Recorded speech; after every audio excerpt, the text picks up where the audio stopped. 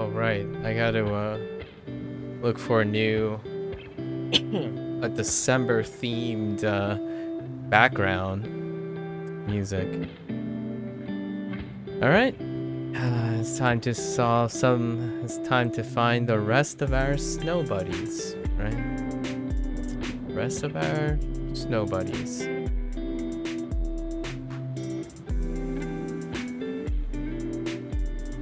Our goal is to find 10 of our snow buddies. It looks like there might be approximately 20 of them left. And I do have a mine block, like a enrichment, like an inspiration block on 2 of them currently. But it's a new day, right? It's a new day, and we might see it through a new lens. All right. See, like ADing right here. This would be an example of ADing. Doesn't have to be first person or free camera, but ADing happens a lot. It's so much less than WSing because WSing involves the middle finger, right? Let's see here. All right, sure. Let's go here. It's only in a single island, so let's see. Unfortunately, it looks like a raft thing. Okay, I'm guessing it's this raft. Ooh, it's raining here. Okay. All right.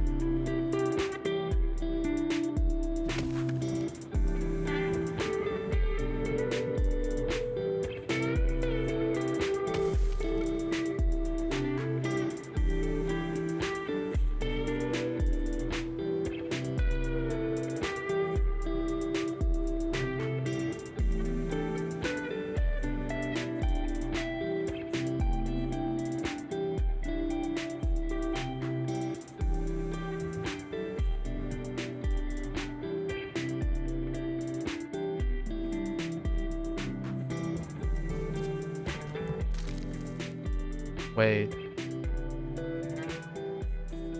It's not this.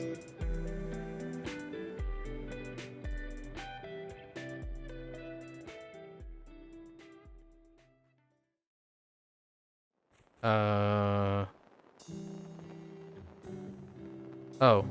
I'm a doofus.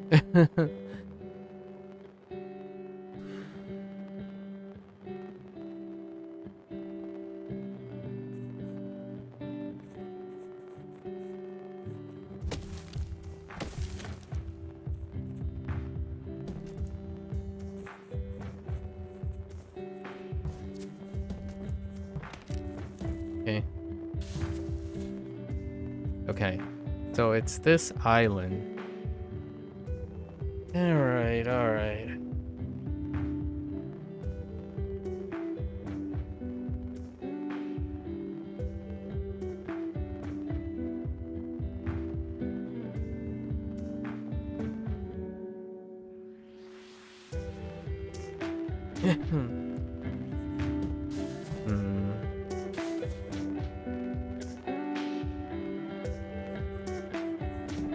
Okay.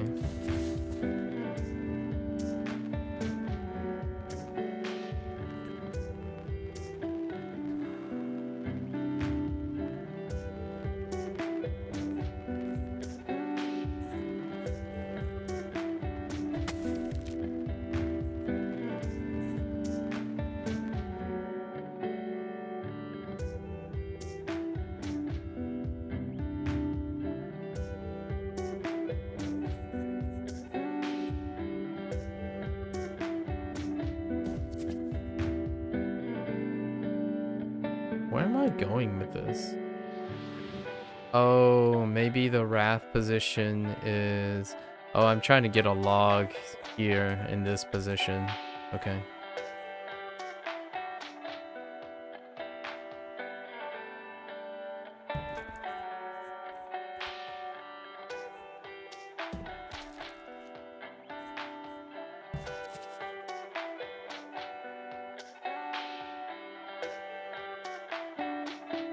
Hmm.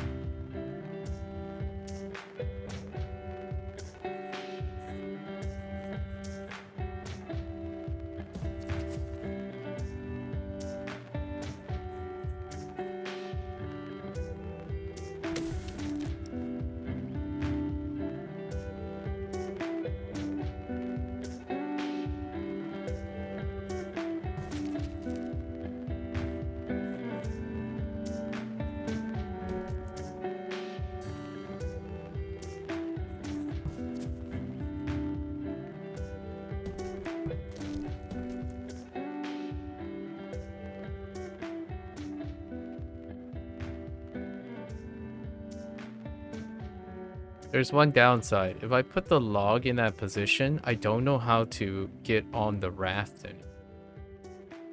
So maybe that's not the way it goes. Hmm. Okay.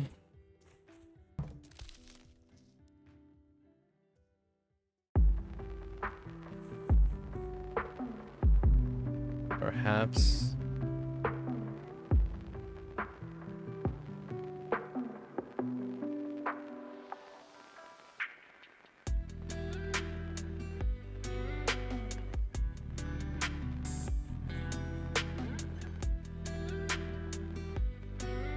Perhaps a...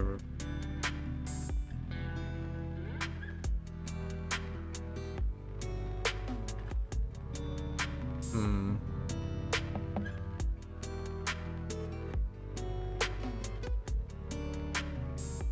Maybe that's not the island. The island is coming from somewhere else. I feel like this island just leads to... Hmm. Where are we going with this?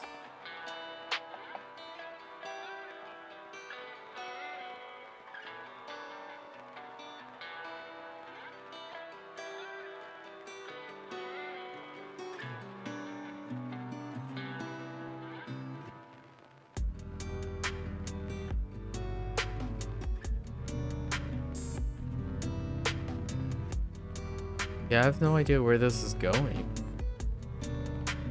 Oh. There's a raft of... Oh, no, no, no. That just leads us back to... Wait, does this really... No, no, no, no. That's not where we're going. I want to go left. I want to go west somehow.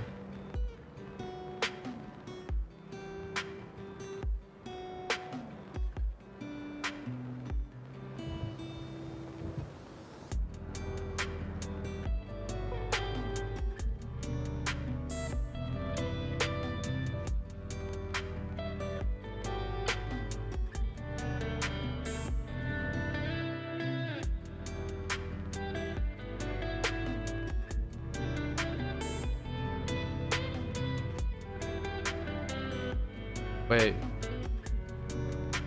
What happens if we do make that raft? Let's see. So the raft is there. It's gonna push. No, there's no interaction between the two rafts. Oh! That can't be how it works, right? Well, you know what they say about this game. Let's not make some assumptions, so... Let's see what happens if I get it over there.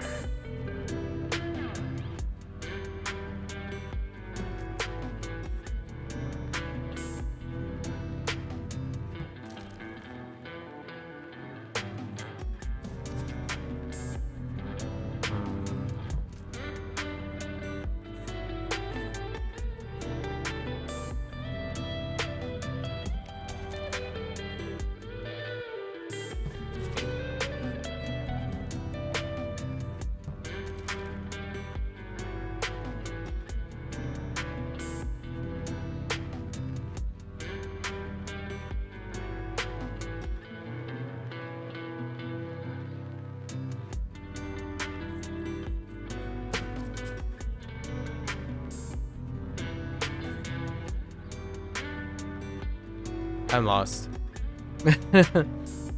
Actually.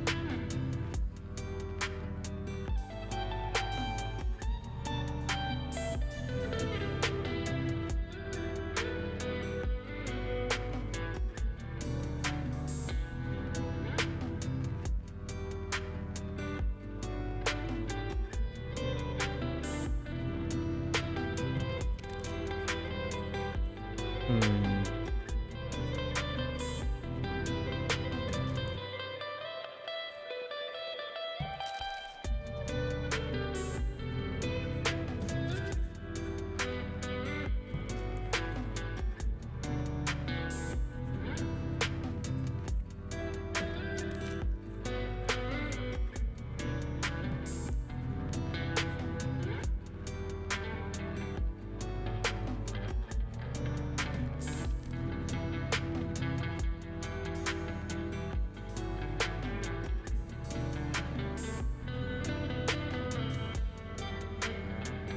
Hmm.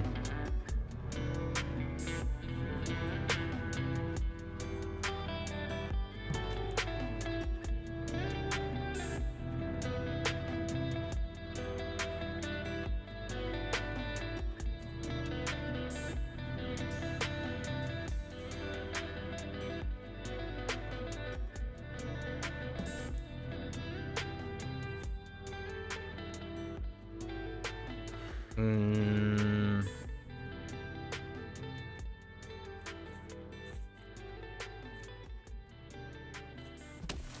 I'm okay with this, right? This is fine.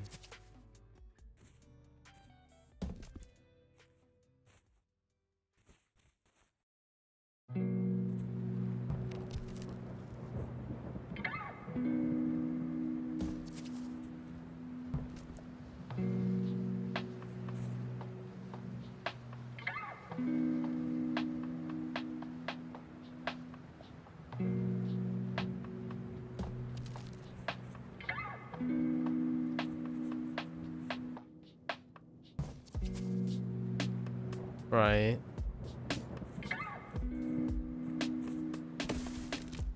I feel like this is definitely one of the interactions, so we're good with that.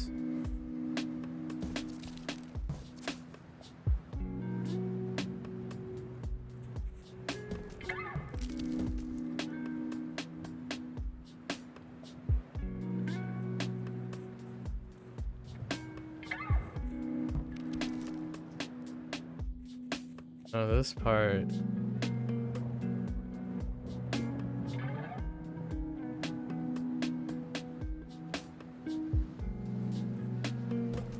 So what, I do the same thing?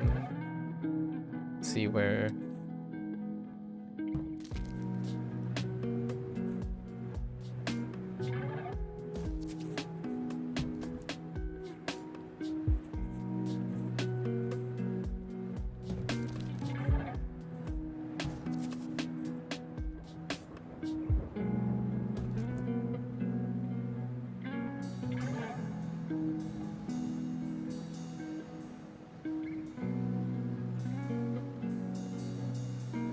Okay.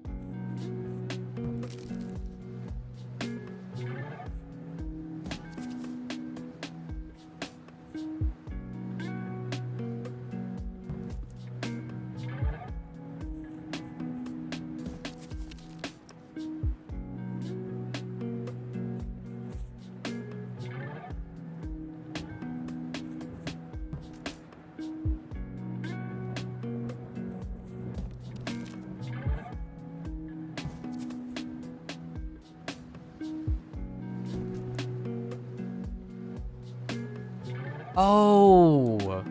I'm such a doofus. Oh. I got it. Wow. That was a pure coincidence. that I saw the rocks. I totally forgot about the rocks. Wait, how the heck do you get back?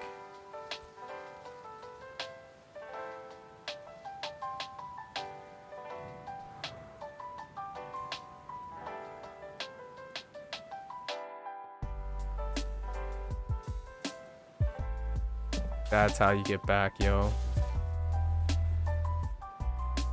Wait.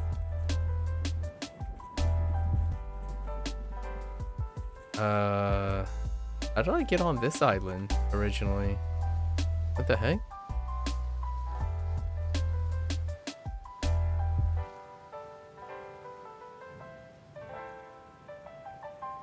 Infinite rewinds.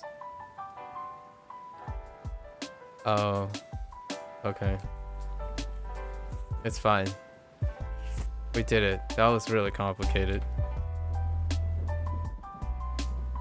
That's one for the day. I don't know if I could do this one. There are a few of them I came across and tried, and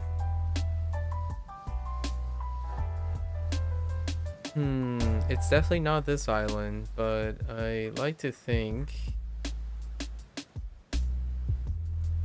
it's a rafting spot or something. It's only one tree stump here. Unless there's one behind the door. See how you can do anything with it.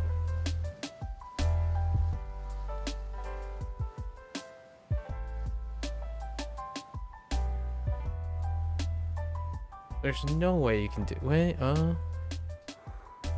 no.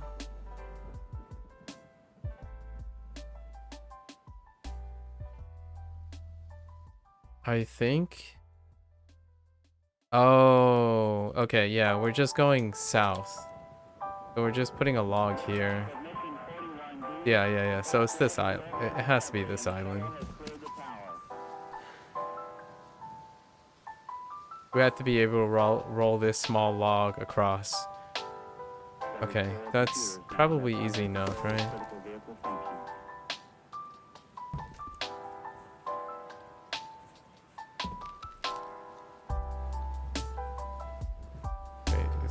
Is this a circuit too? It's also a circuit.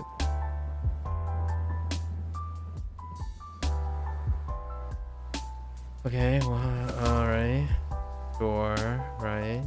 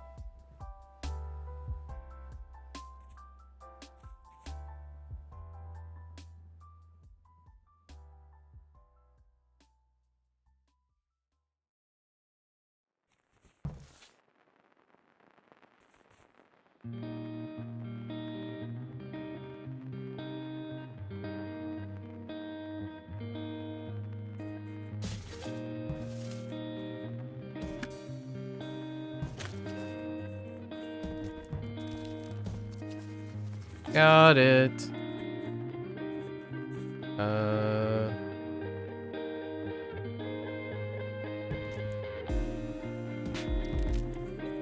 Huzzah! That wasn't too bad. That was alright. Number 2 of the day. I might actually make some time for another session, another different session today. Doing pretty alright. Let's go here. Oh, I even have the trees untouched. I attempted this before my break.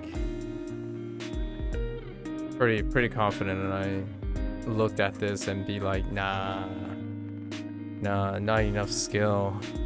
Just kidding. Or like not enough persistence. Okay. I know I without a doubt I reset this, right? Because I got all the exhibits. So I must have reset this thinking I could figure it out. Okay.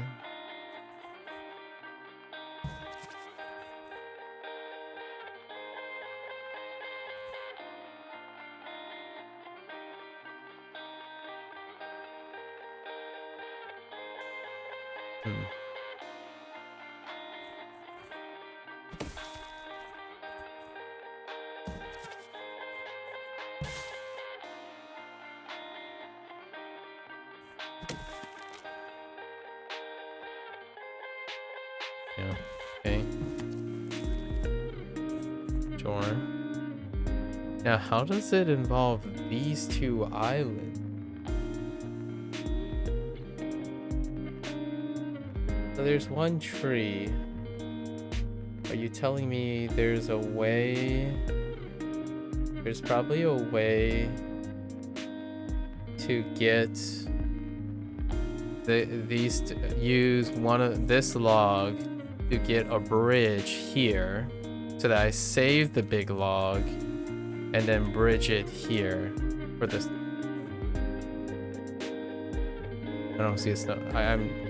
That's got to be the snow bunny, right? So let's think about it. It's probably gonna go here. There's no other way I can see it. So the garden spoon. Let's read some of these again. This garden spoon actually serves a dual purpose in the museum. Right now it is functioning as an exhibit in its own right. Englandlanders use them to poke holes in their gardens, but sometimes we loan it out to archaeological sites so monsters can use it to dig for even more human objects. Englandlanders poke holes in their garden. That's the purpose of a shovel. I mean, a garden spoon. Obviously. Good old British humor. Alright. So I can roll this back over there and then create a second bridge. Oh, you can create a second bridge here. It's this way, facing this way. So I can roll it up. I don't think that's too difficult, right?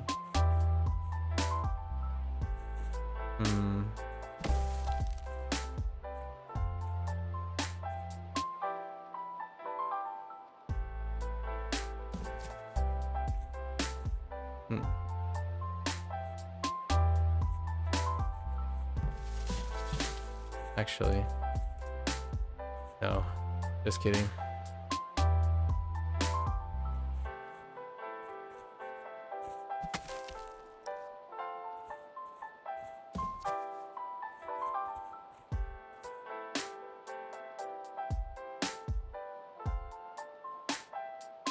Maybe I can create the single bridge here.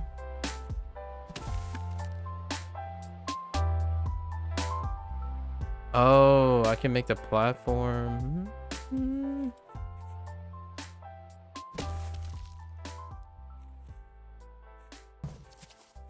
Yeah, I can make the platform like this too.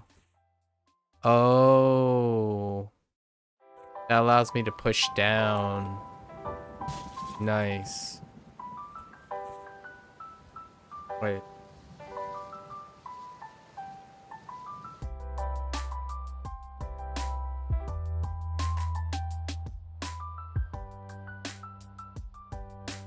Wait.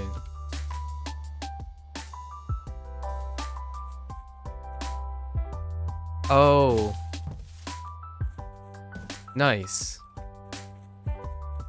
Oh. Not nice. There's no snow buddy here. Wait. What does that do? Does that create a circuit? It does create a circuit. Hold up. Hold. I thought I was being clever, but I didn't do anything. Oh, it's a single island on... Oh, okay. That's fine. It's fine. Are those 2 trees? Oh, they're 2 trees.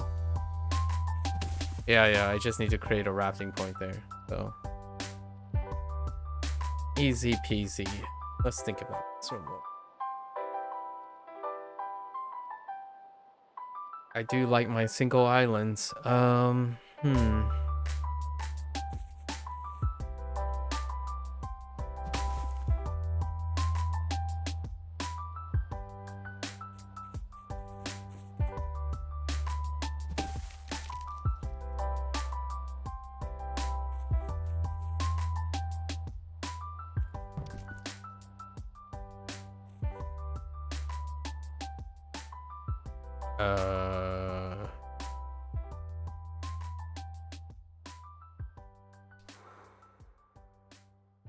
Oh. Another tree there.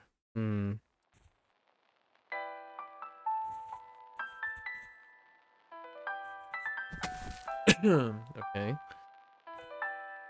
Oh, is this the thing where you have to...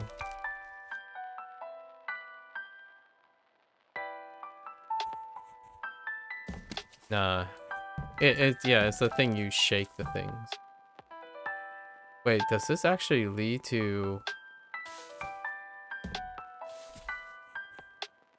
Okay. Oh, there's the snow buddy.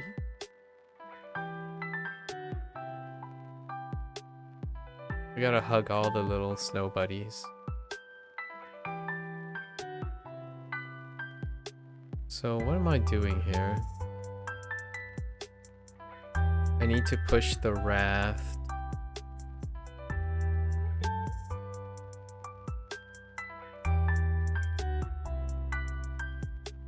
Okay, I need to transport the log using the raft. Easy enough, right?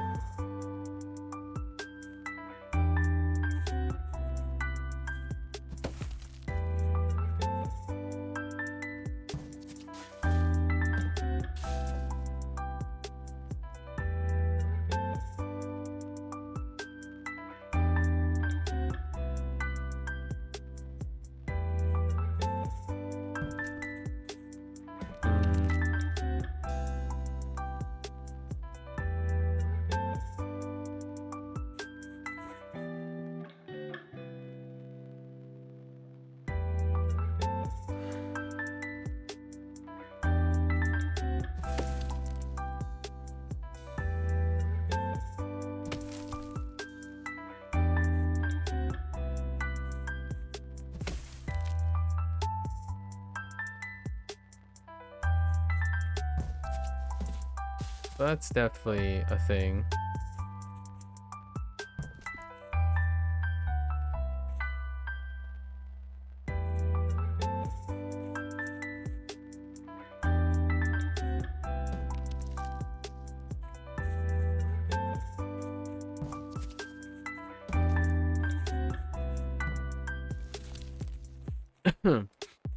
Okay.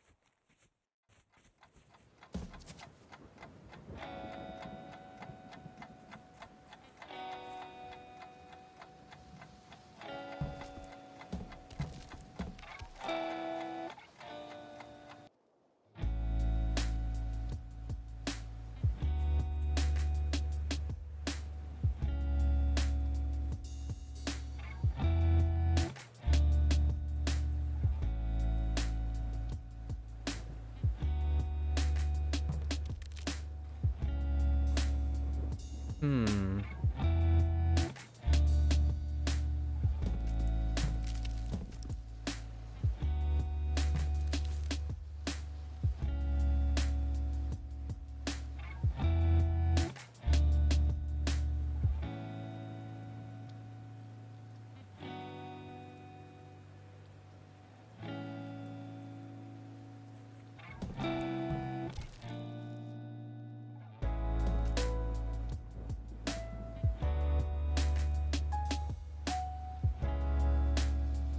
Uh,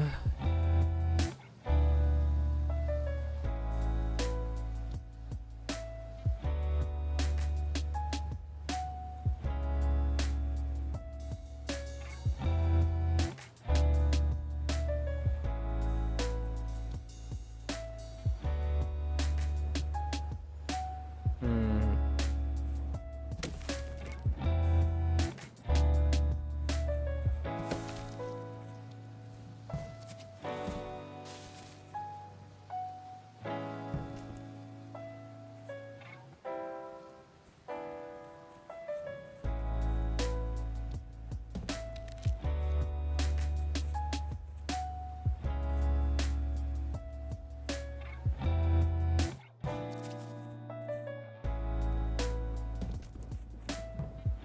Okay, I'm definitely okay with that. So,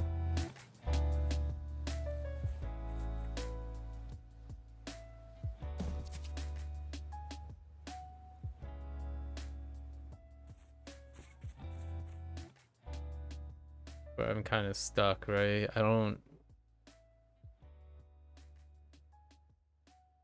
How do I?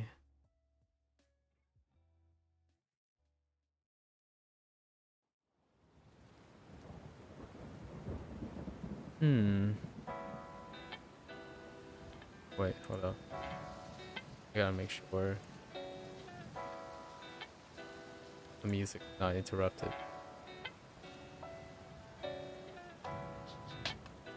Okay.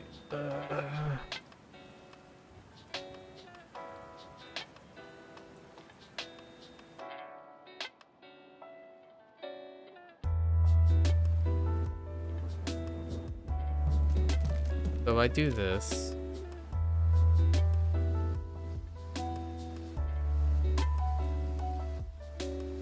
Or this.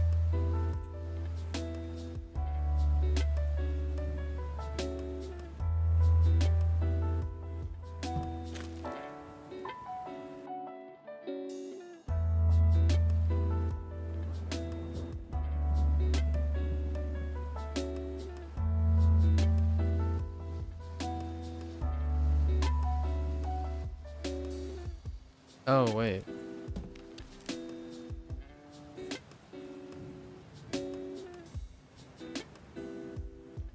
Wait, what did I just...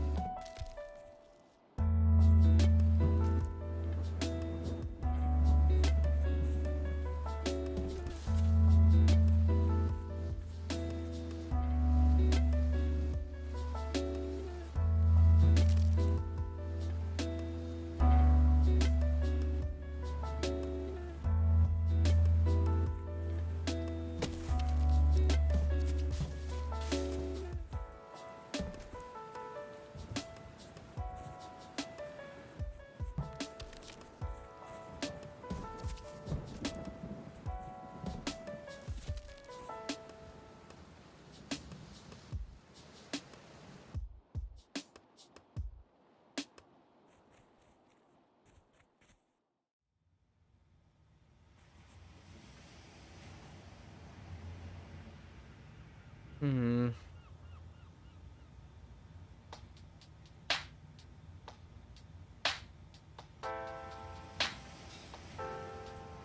Oh.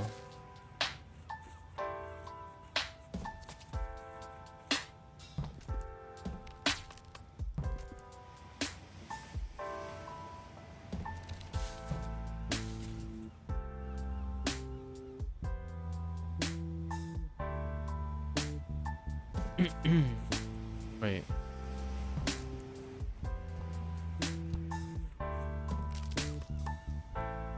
That doesn't work?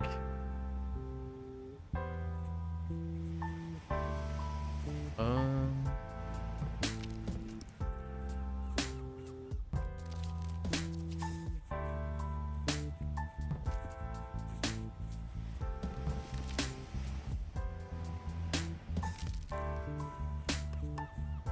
I just started all over again. Okay.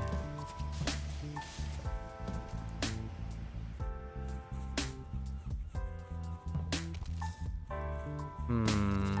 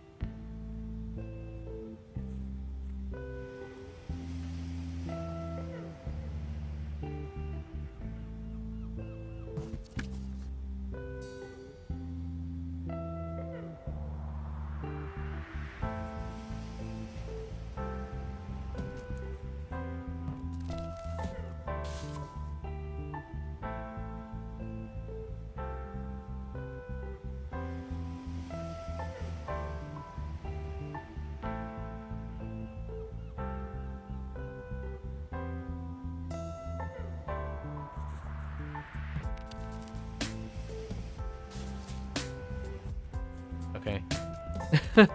That took me a really long time, dude. Bank robber.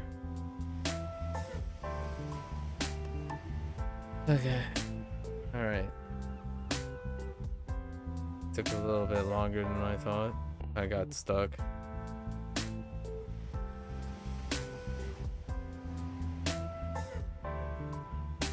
Alright.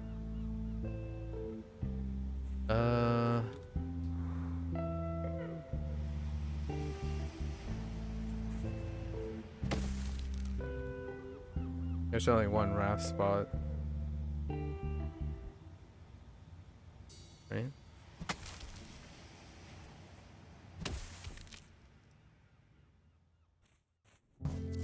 Oh. Where does this take us? Okay.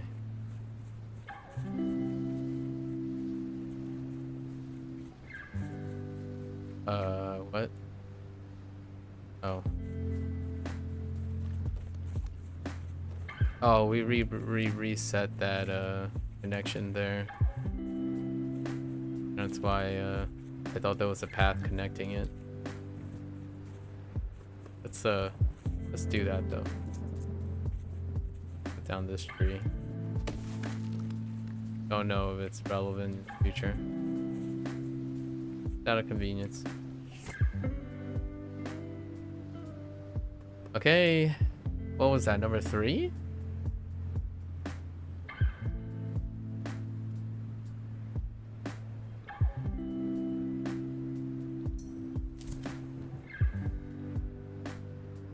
These two.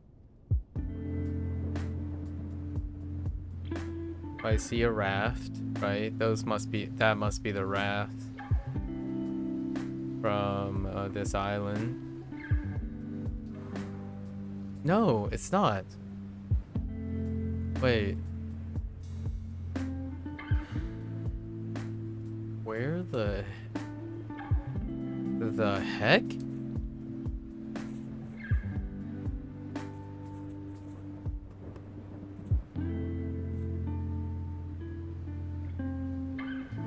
Excuse me?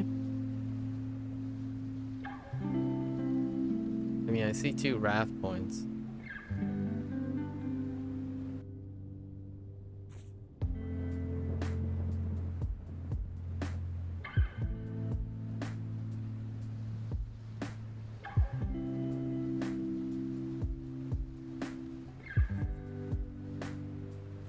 Maybe it's here.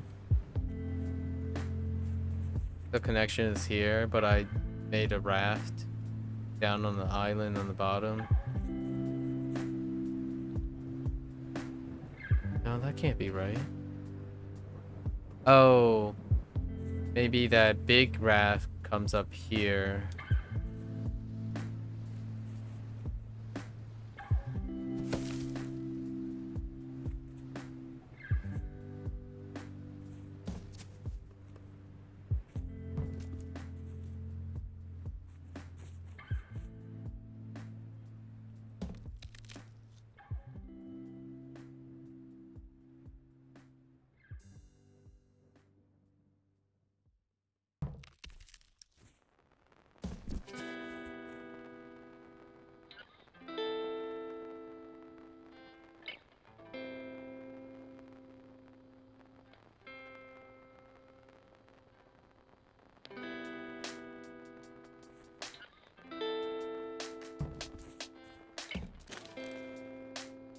Oh.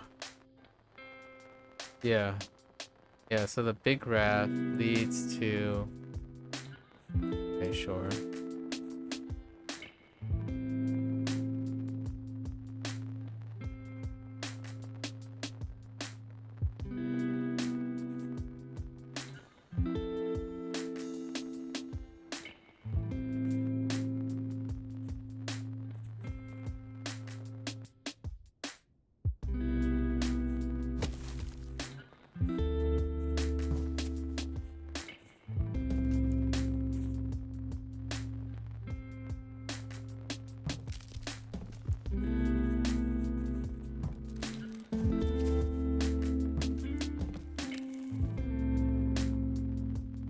Wait. I don't understand. Where's this leading me? That can't be it. Oh, you know what? Okay. Okay, how do I get to the island on the bottom? It's probably taking a log. It's the other island. It's the starting point, right? It's the other island. Go down here.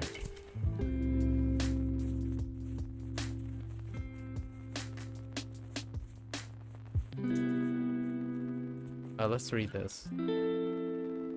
Advanced emoji. Before emoji became its own distinct language, humans would use little yellow faces to express emotions alongside written words. These could convey surprisingly subtle or complex emotions. This example shows the feeling of being angry with a friend in real life for something they did in a dream. Yeah, nah. Nah. But that's a deep cut right there. Again, this game is contemporary, so, you know, very apt. Alright, let's go back.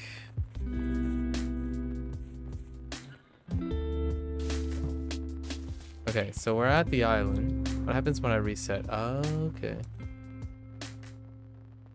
Okay. I imagine we need this raft to be up there. That's where it all starts.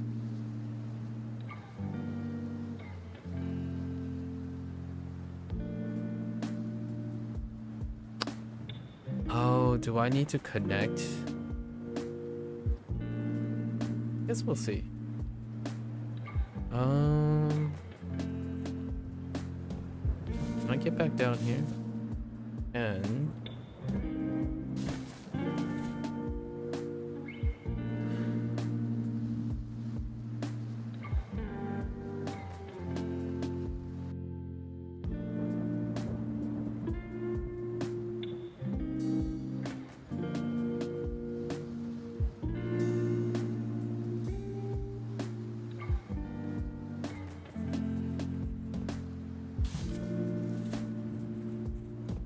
so we can get back up here, right?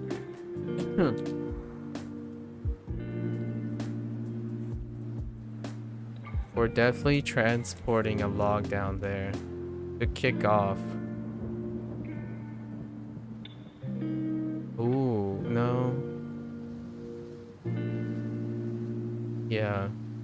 we gotta transport the raft across.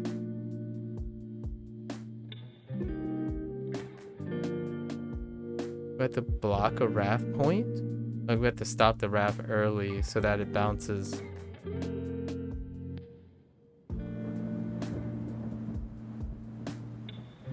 I think I see it. Okay.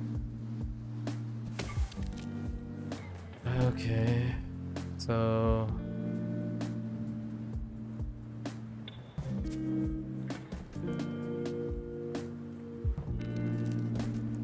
right.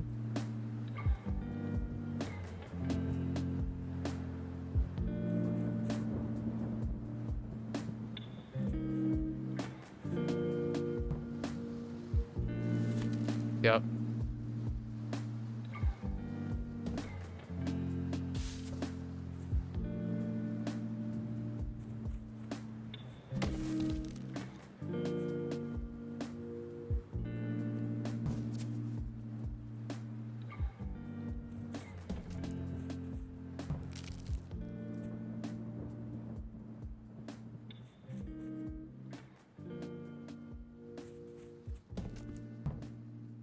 Oh no.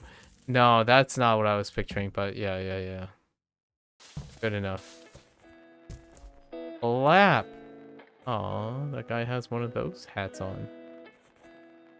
Where are we going?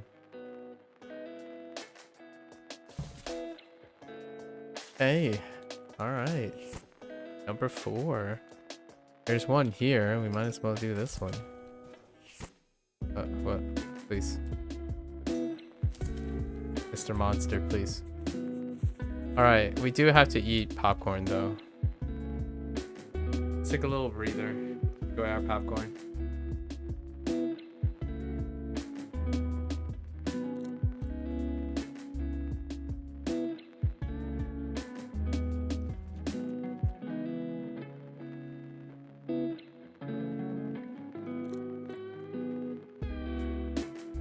I think it's incredibly fascinating and incredibly fascinating how little information you need to actually animate to exude a specific type of inference. So in this case, if you're thinking about it, look at the character. The character does not have a face, right? It doesn't have a mouth. It doesn't even pick up the actual item and eat it, but just with some simple motion and some cadence in you know, just some warping effects, and I don't know if they use a warping effect. I imagine they just rig the thing going up and down just a little bit. You already can tell that a guy is consuming the popcorn. Just a few contexts. It's incredibly elegant. The human brain, man. Human brain. Alright. Sorry. Let's okay. Where do we start? I imagine there are 2 big logs adjacent or the connected island north.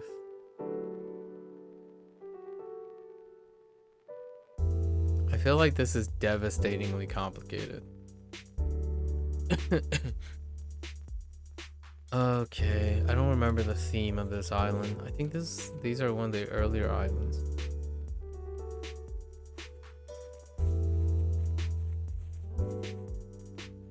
Already really complicated.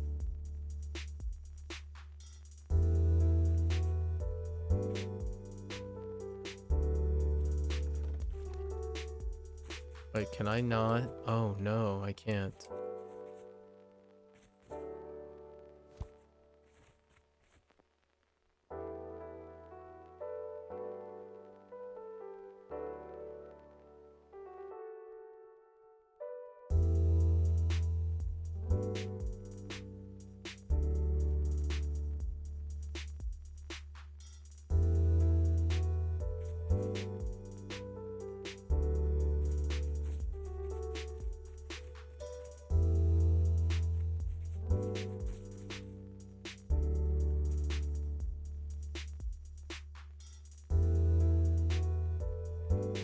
feel like I definitely need this connection.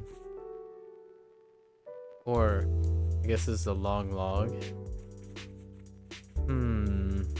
This is definitely more complicated than...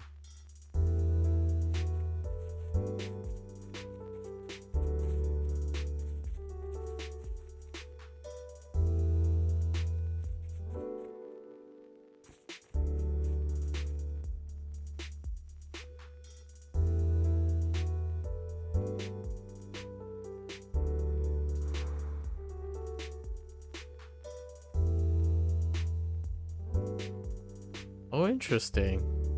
That's not where the log was.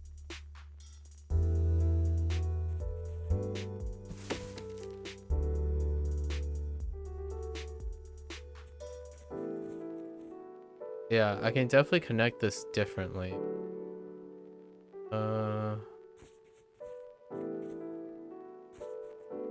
Yeah, this is definitely not set up properly. Definitely connect this different.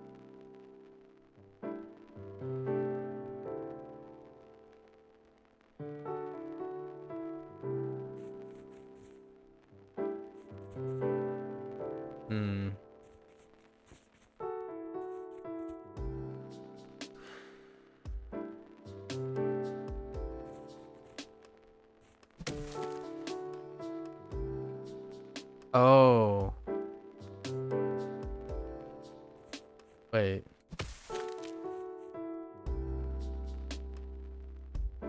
Say what?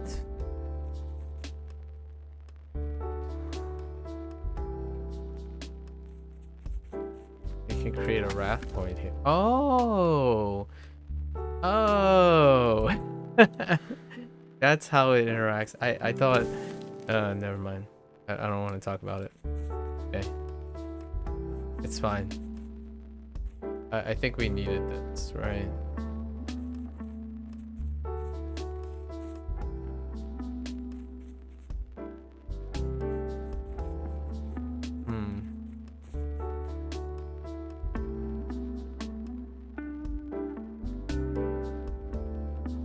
So we liberated one log somehow. I don't know how it's going to be used.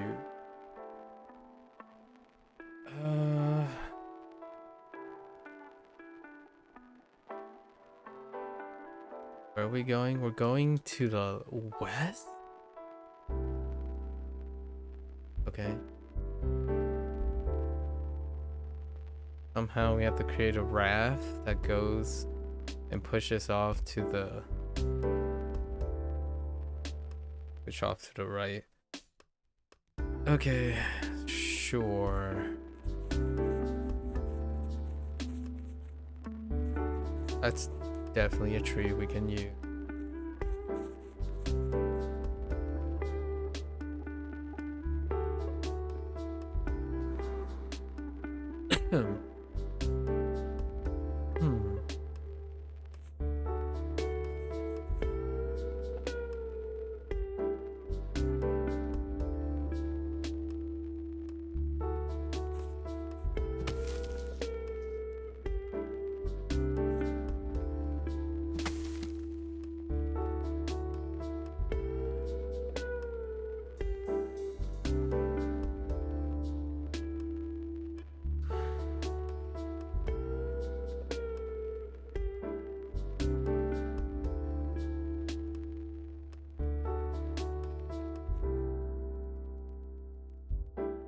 And definitely not do anything about the top right corner guy.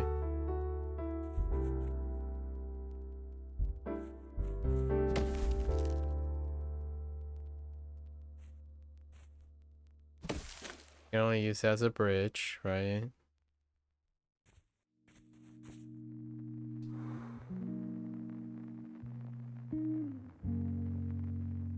This is probably the raft we're looking for.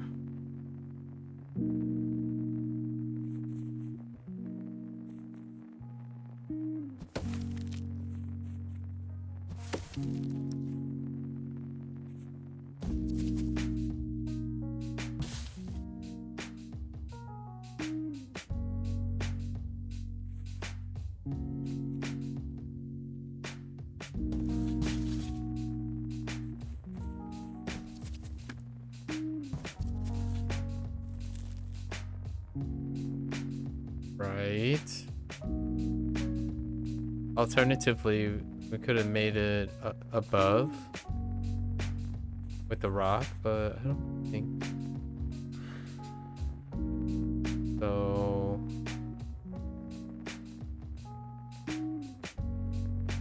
Yeah, this is the pretty sure.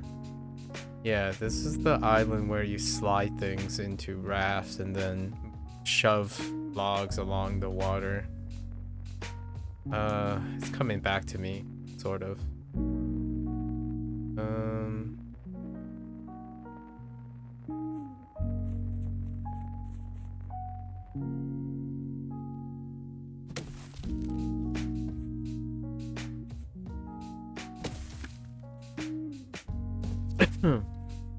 Okay.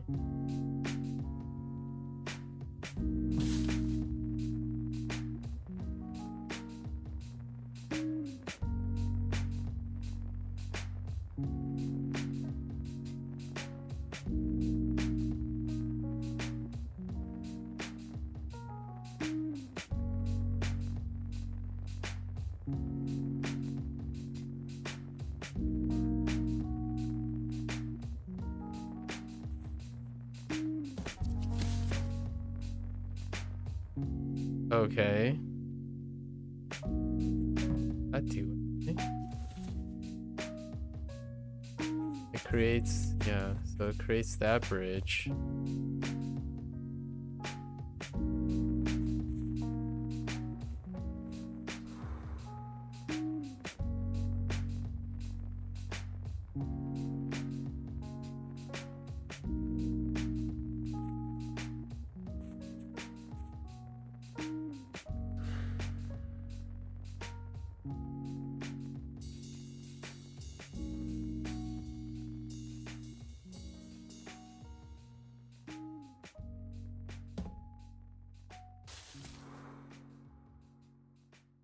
Sure.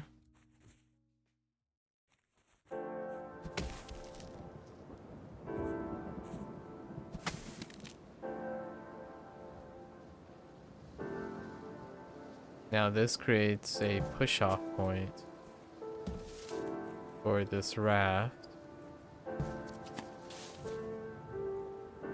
And I reset this. Nailed it! Flat. Mr. Chef Buddy. That was fantastic. That is pretty nuts, I would have to say. That one was really satisfying. Alright. One island. There's one with two islands. Okay. Whoops. Alright, let's take a drink. Let's take a break. Coffee break, everyone.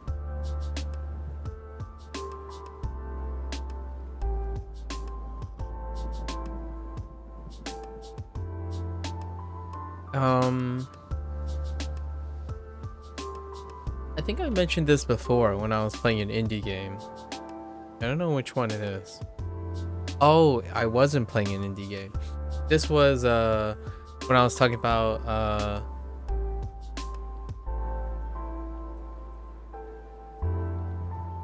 was I talking about an indie game?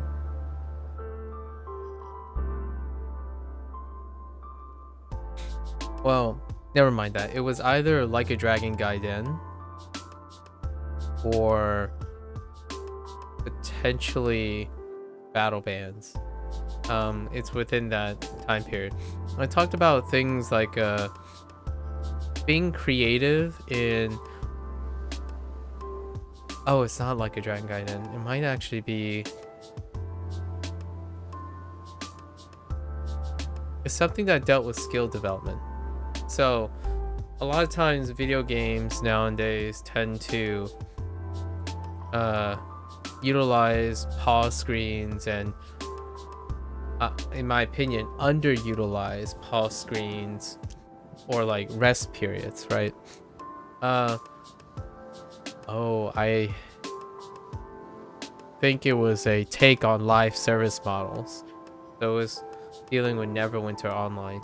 But the reason why this came up is the coffee break and the popcorn is an excellent understanding of how psychology works, the human condition works when it comes to doing something potentially incredibly intellectually strenuous, right? And to give you, I don't know if it was intentionally designed this way with this in mind, but nevertheless, it came up, it coincidentally aligned. The idea is to integrate reward for taking a breather or for relaxing or taking a break. Because one of the prevalent, I almost feel, although it's difficult to demonstrate, I know I'm digressing already. However, the importance of rest and interval, just taking short intervals of break from a current mindset, right? A current focus. And this is true for both physical and mental tasks.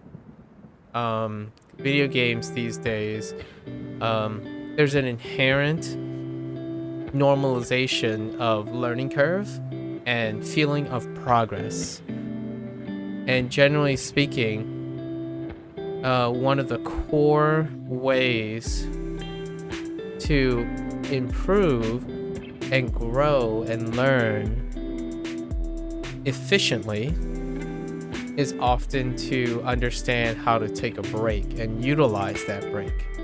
So, for example, nowadays, especially Twitch, emphasizes an always on hustle culture, right? You're always on.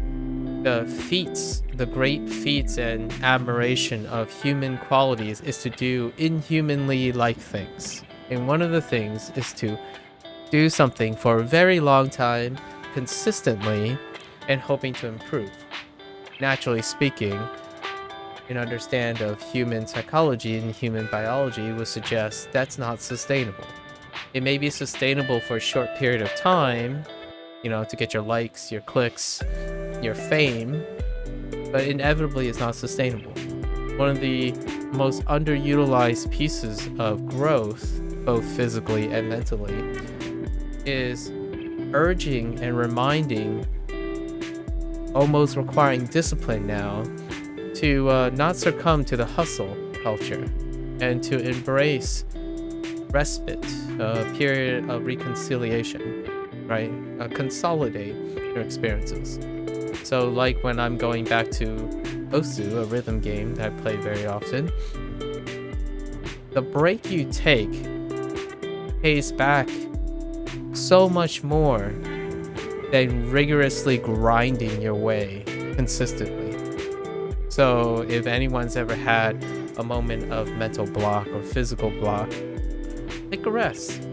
Think about something else. Let your mind wander to related things that isn't the task. And when you come back to it, you,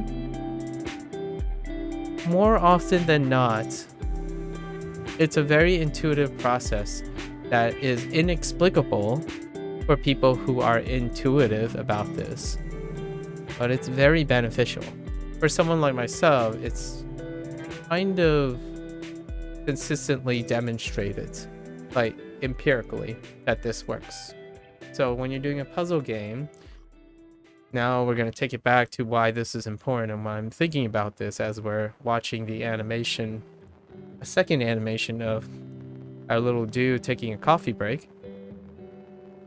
This is, in my opinion, I don't know if the developers thought of it this way, or maybe they do this too when they're working and designing and creating the puzzle game.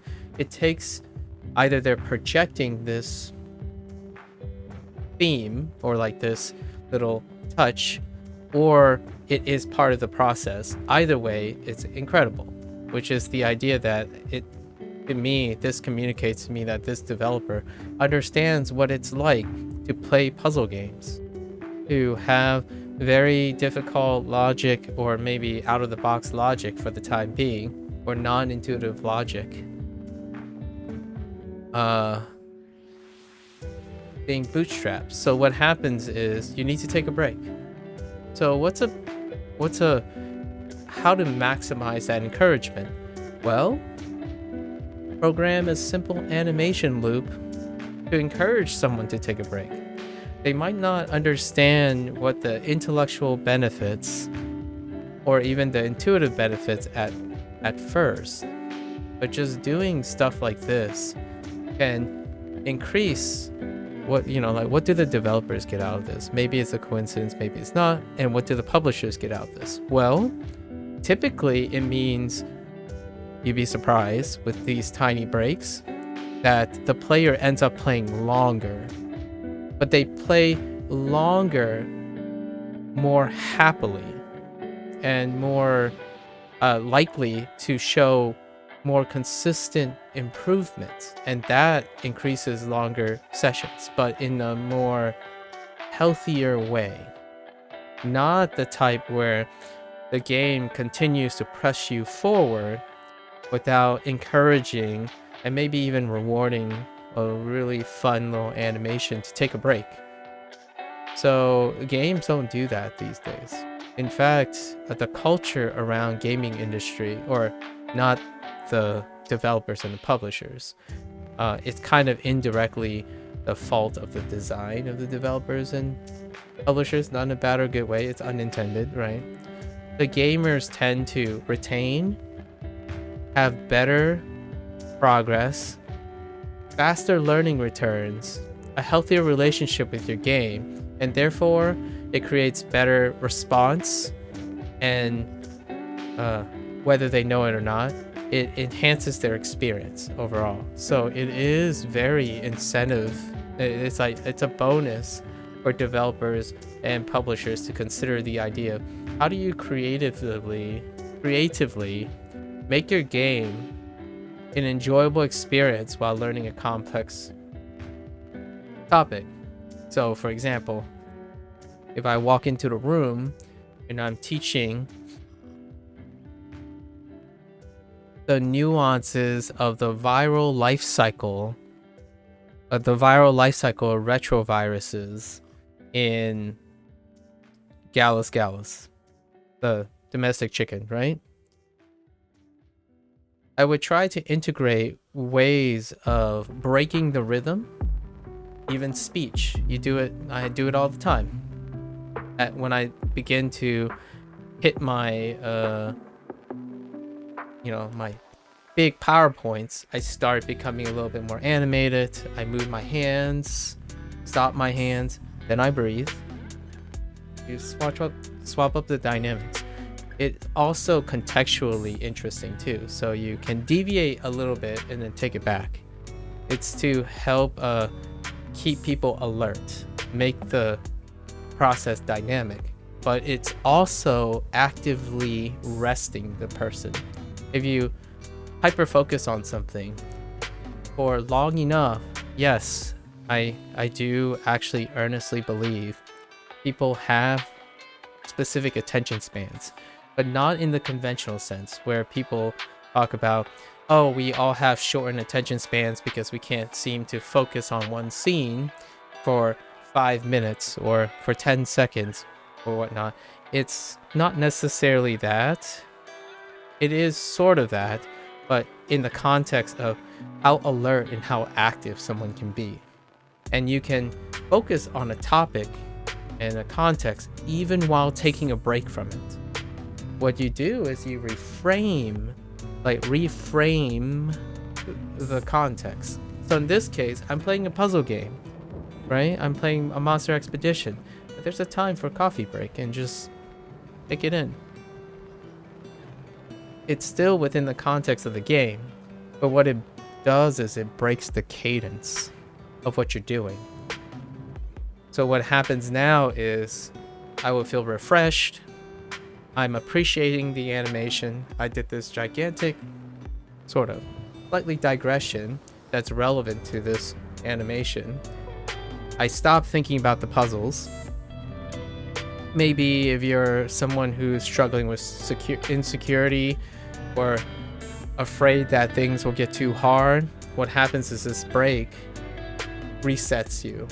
It takes you away from having to worry about the next puzzle. And then when you approach the next puzzle, you'll feel refreshed. Mentally. Obviously not literally, unless you actually have a cup of coffee too. For me, I take some water in. And it's a really, really wonderful design that I see less and less of in video games. And what it is, in my opinion, a consequence of making people obligated to FOMO, the fear of missing out. So for example, when a game is launched, there's only a specific window to get in on the wave, right?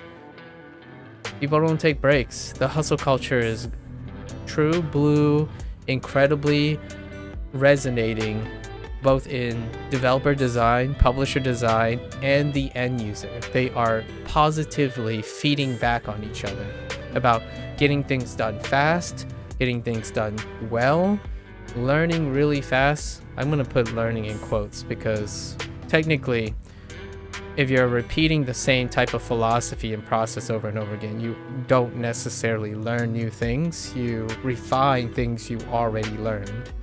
So in a way, it's kind of learning, but not in the sense of creativity or novelty. When you take a break, that's when you get to consolidate. If you think that, all right, well, your mind operates differently. The body, what are evidence that you can't control? Well, how your body works. Biologically, the only time you're actually synthesizing the experience you gain is when you're resting. Like the vast majority of your learning experience, mechanically, literally, physically, is when you rest, not when you're actively doing the task. Luckily for us, in my opinion, it's very fortunate. Mentally, it's still efficacious to take shortened breaks. So even you're in a time crunch, you have to do this task in one day, take 5-minute breaks. If you have a month, take day breaks. Work 6 times a week, right? Take Sunday off. Work 5 times. There's a very, very neat correlation and tons of converging evidence that even if we didn't understand how biology and psychology worked, without longitudinal studies and empirical evidence, in the end, when we use this like bottom line approach and ceiling approach to optimizing the workforce universally and whatnot, it ended up, not coincidentally optimizing for the longest possible period a human can stay actively effective and productive while punctuated by breaks. And it's generally those who can time manage the most effective schedule to integrate as many forms of breaks that doesn't push the person to hyper focusing on something, the more efficient their time becomes. So what I'm saying is, when you're working smart, it can increase your productivity. Whether it makes you happy or not, that's a different story. Someone who wants to work an honest day's labor, right, or put in 14 hours a day and feel happy about it, that is definitely a principle. It's a subjective manner, right? But what I'm saying is it doesn't change the fact that if that person did not work 14 hours a day and worked, well, they can keep working 14 hours a day, but if they say they reduce it to 11 hours a day and took 1 hour breaks, 3 1-hour breaks, they worked 11 hours and had 3 1-hour breaks making up the 14 hours, it would be almost certain, right, observationally, empirically, not about the person's mood or anything, they would probably be more productive with their time. Not only do they feel physically rested or better, right, because they got breaks, they will likely accomplish a task just as efficiently after the adaptation period, and also being open-minded subjectively to doing it. That's kind of the idea. So if you're not subjectively open to it, doesn't really matter. It's a nocebo effect. So if you don't believe that you can work less time by integrating more rest, and you truly firmly believe that, you'll produce a nocebo effect. Basically, if you're not happy with it, I'm not here to convince you it's true. I'm only here to suggest that someone as talented and hardworking as someone who works 14 hours a day can most definitely accomplish the same task in 8 hours with an additional 6 hours of rest time for themselves. And this is kind of what this is. This is what this reminds me of. It's beautiful. It's I don't know if that's what they were going for, or they naturally came upon it being people who program puzzle games. It's very logical. You get diminished return for doing something consistently for a very long time.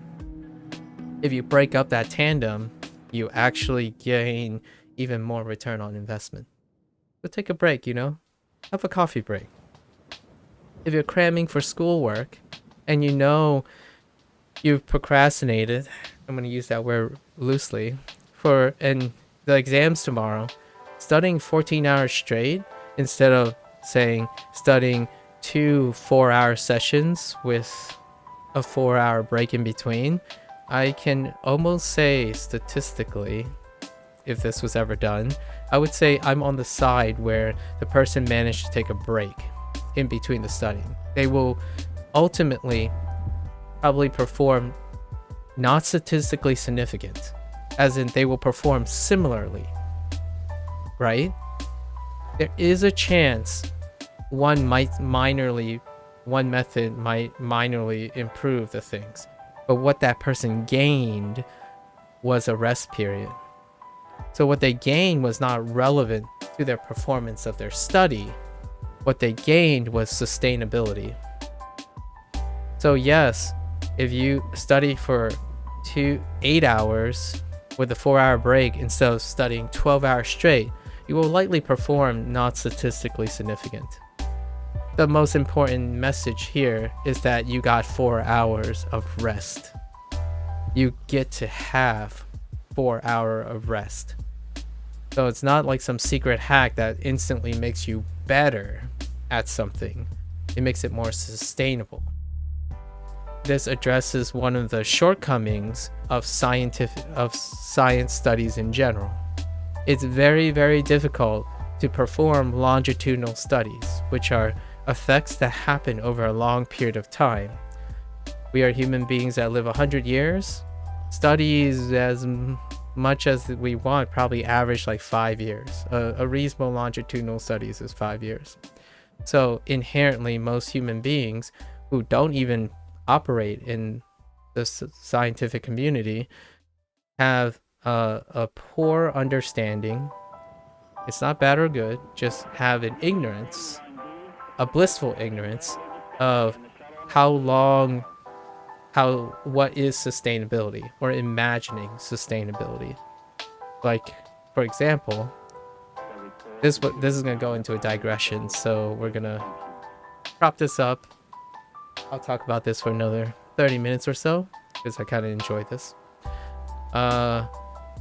This segues into the idea of there are 2 different spheres of cognitive dissonance. One I visited before, which is population statistics. It's unfathomable or very non-intuitive, even if you feel like you're logical. If you're not in a field that operates with population statistics, like big numbers, scaling, exponential growth, that type of thing, when you're analyzing the impact or interpreting the impact of data, it can be skewed because you spend most of the time thinking about yourself as an individual instead of thinking about it as a large pool of population. So we've done that digression before where like there's sampling bias, self-selection. When people make commentaries on what is the right and wrong thing to do, it's often sampling bias. It's due to sampling bias and not understanding population. That will be a digression for another day. The second point is time. How rates work and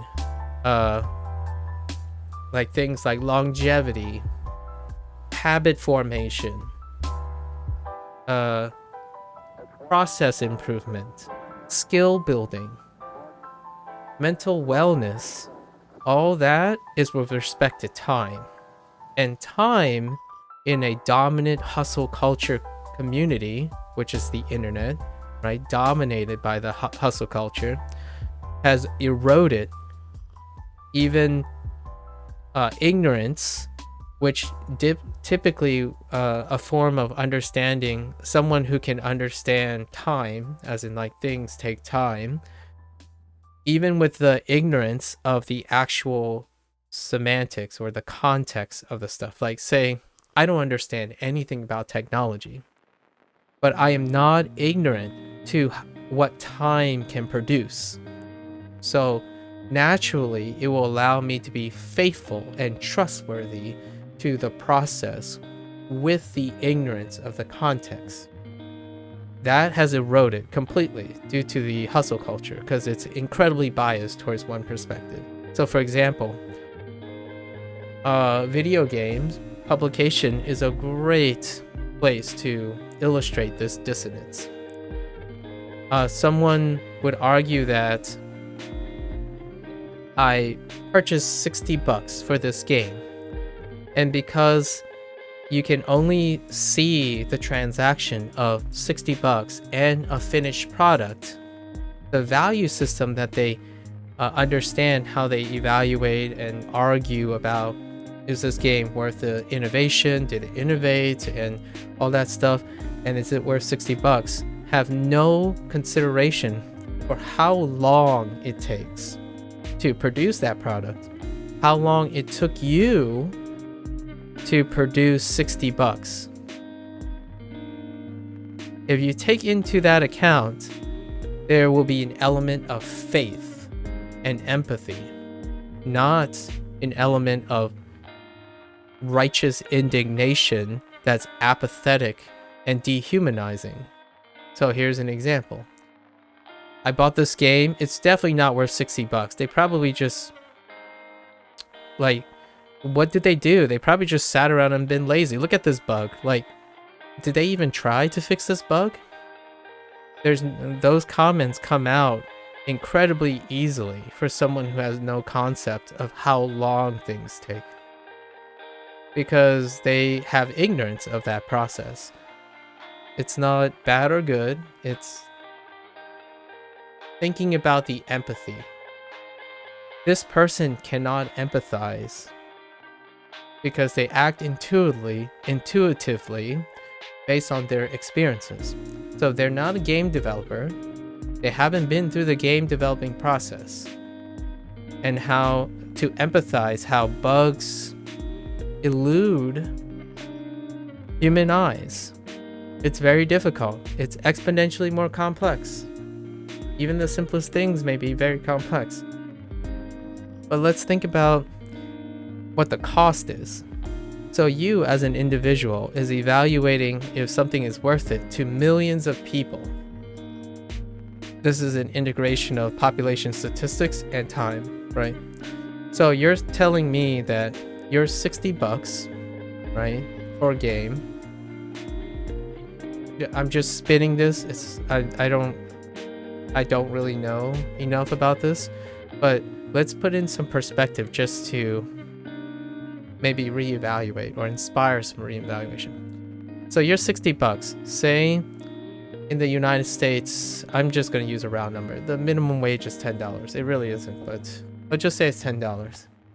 So you're telling me that you're $6 today as an individual because you're evaluating the value of a game based on just you.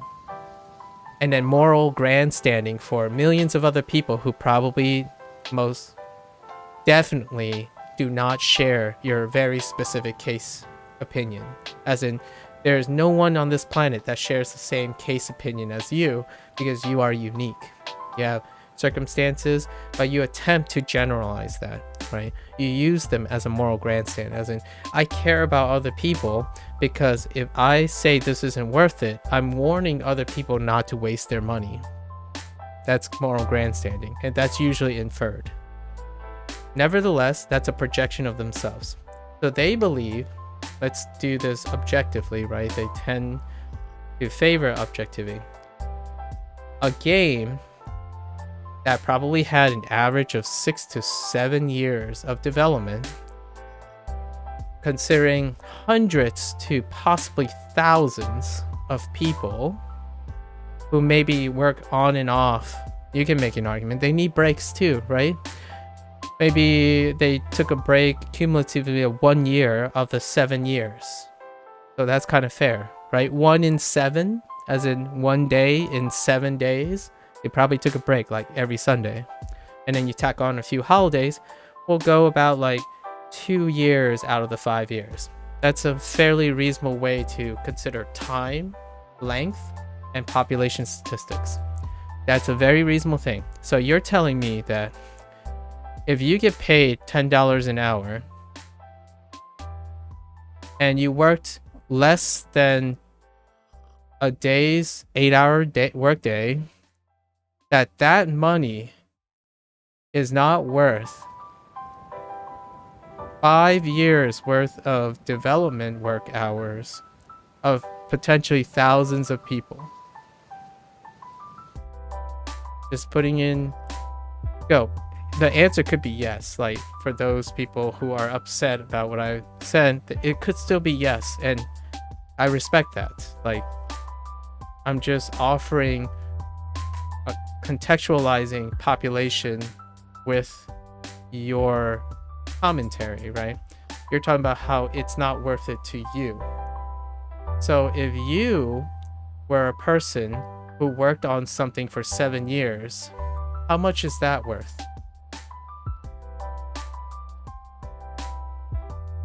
It certainly is not going to be 2/3 of a workday.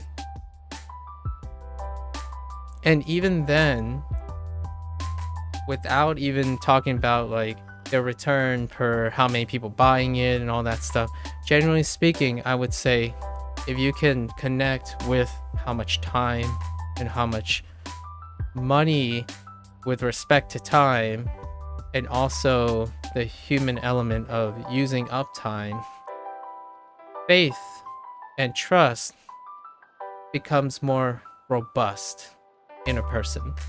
So for example, that might have potentially softened and reach a better understanding to developers and publishers about how much something is worth.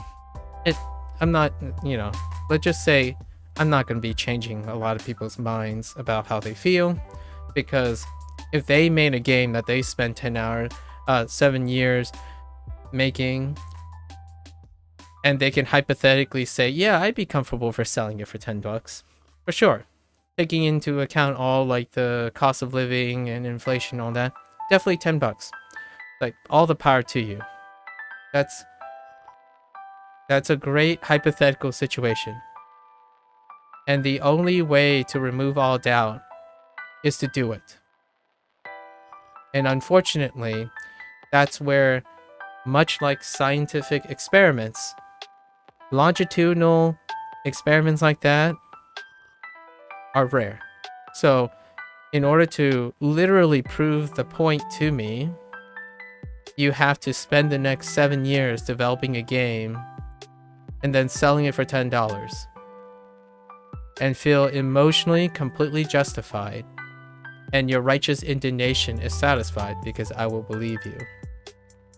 And that is incredibly unreasonable for me to suggest, because your life is let's just say an average of 70 to 80 years, right? In using the United States life expectancy as a thing.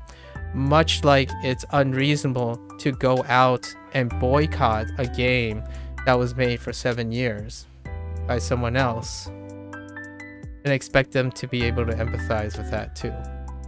So, faith has been eroded by hustle culture, and it's often burdened by an inability to understand population statistics and time. And how does that affect everything that's more interesting to me, right? Like, I talk about business a lot and business philosophy because the hustle culture focuses on that. It's always about commercialism and trying to objectify subjective IPs, like placing dollar signs and values on an idea, on human creativity. What I'm extending to now is taking it back full circle to the idea of taking breaks during games. Games are not breakful. Like in a way, it's mutual. The developer and designer typically wants you to continue consuming, expecting you to consume their game.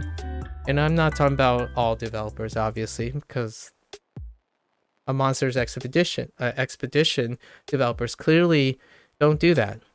But we're talking about the indie scene here. That don't do that. But in the mainstream, they want you to consume, like addiction, borderline addiction. It's not because it's necessarily intentionally malicious. It's very efficacious for their goals. The end user don't necessarily reject this either. So inherently, whether it's a chicken or the egg problem or not, both sides are conveniently reinforcing each other's habits. We got to produce more games. They got to last longer. We got to keep the player satisfied for as long as possible. The end user, we got to get more content. We must consume consistently, and this game better keep our attention all the time. So effectively, in both cases, it leads to video games needing to be designed in a way that can achieve that effect. And the consequence of that could be the exploitation of FOMO, the insecurity of missing out. That is incredibly effective because the hustle culture is associated with the need to always be on top of things. Always on. What has that done if you understand the human condition? Well, it created what I would argue a growing epidemic, an emergent growing epidemic of insecurities, non-sustainable mental health, overworked mentally, people just incredibly overworked with no essence of being able to develop skills on regulating and exercising discipline on one's own understanding of their own capacities, right? So for example, now you have youth that is conditioned to normalize the idea that you can't put down the smartphone. You can't miss the next big game. You have to work everything for the next big thing. There's no time for breathers. Walking outside is a crime because the moment you walk outside, there's a chance you might miss something. You can't leave the house without your smartphone because you might miss something. It's not a bad or a good thing. It's an exploitation of the human condition. Fearing of missing out is incredibly effective, and it's a consequence of the relationship between both the end user and the developers and publishers, etc. The the gamers want to feel like they always need something and they love something and they need to have it. Well, one of the most effective human conditions is to prey or exploit the fear of missing out. And it's very effective. So inherently, the thing that might have made you love a game or feel attached to the game is also the thing that makes you violently aggressive, boycotting, and disagreeable over time. So for example, as a designer, as a developer, right? Like, I'm not literally a programmer or a developer, but if I was part of a development team, I would take into the consideration of fostering a healthy, amicable, and mutually synergistic relationship with my community. So integrating designs like this, where there's a chill point or a design that mechanically or lucratively is not resonant at first, right? Like, no one likes to take breaks during a game. They want to keep going.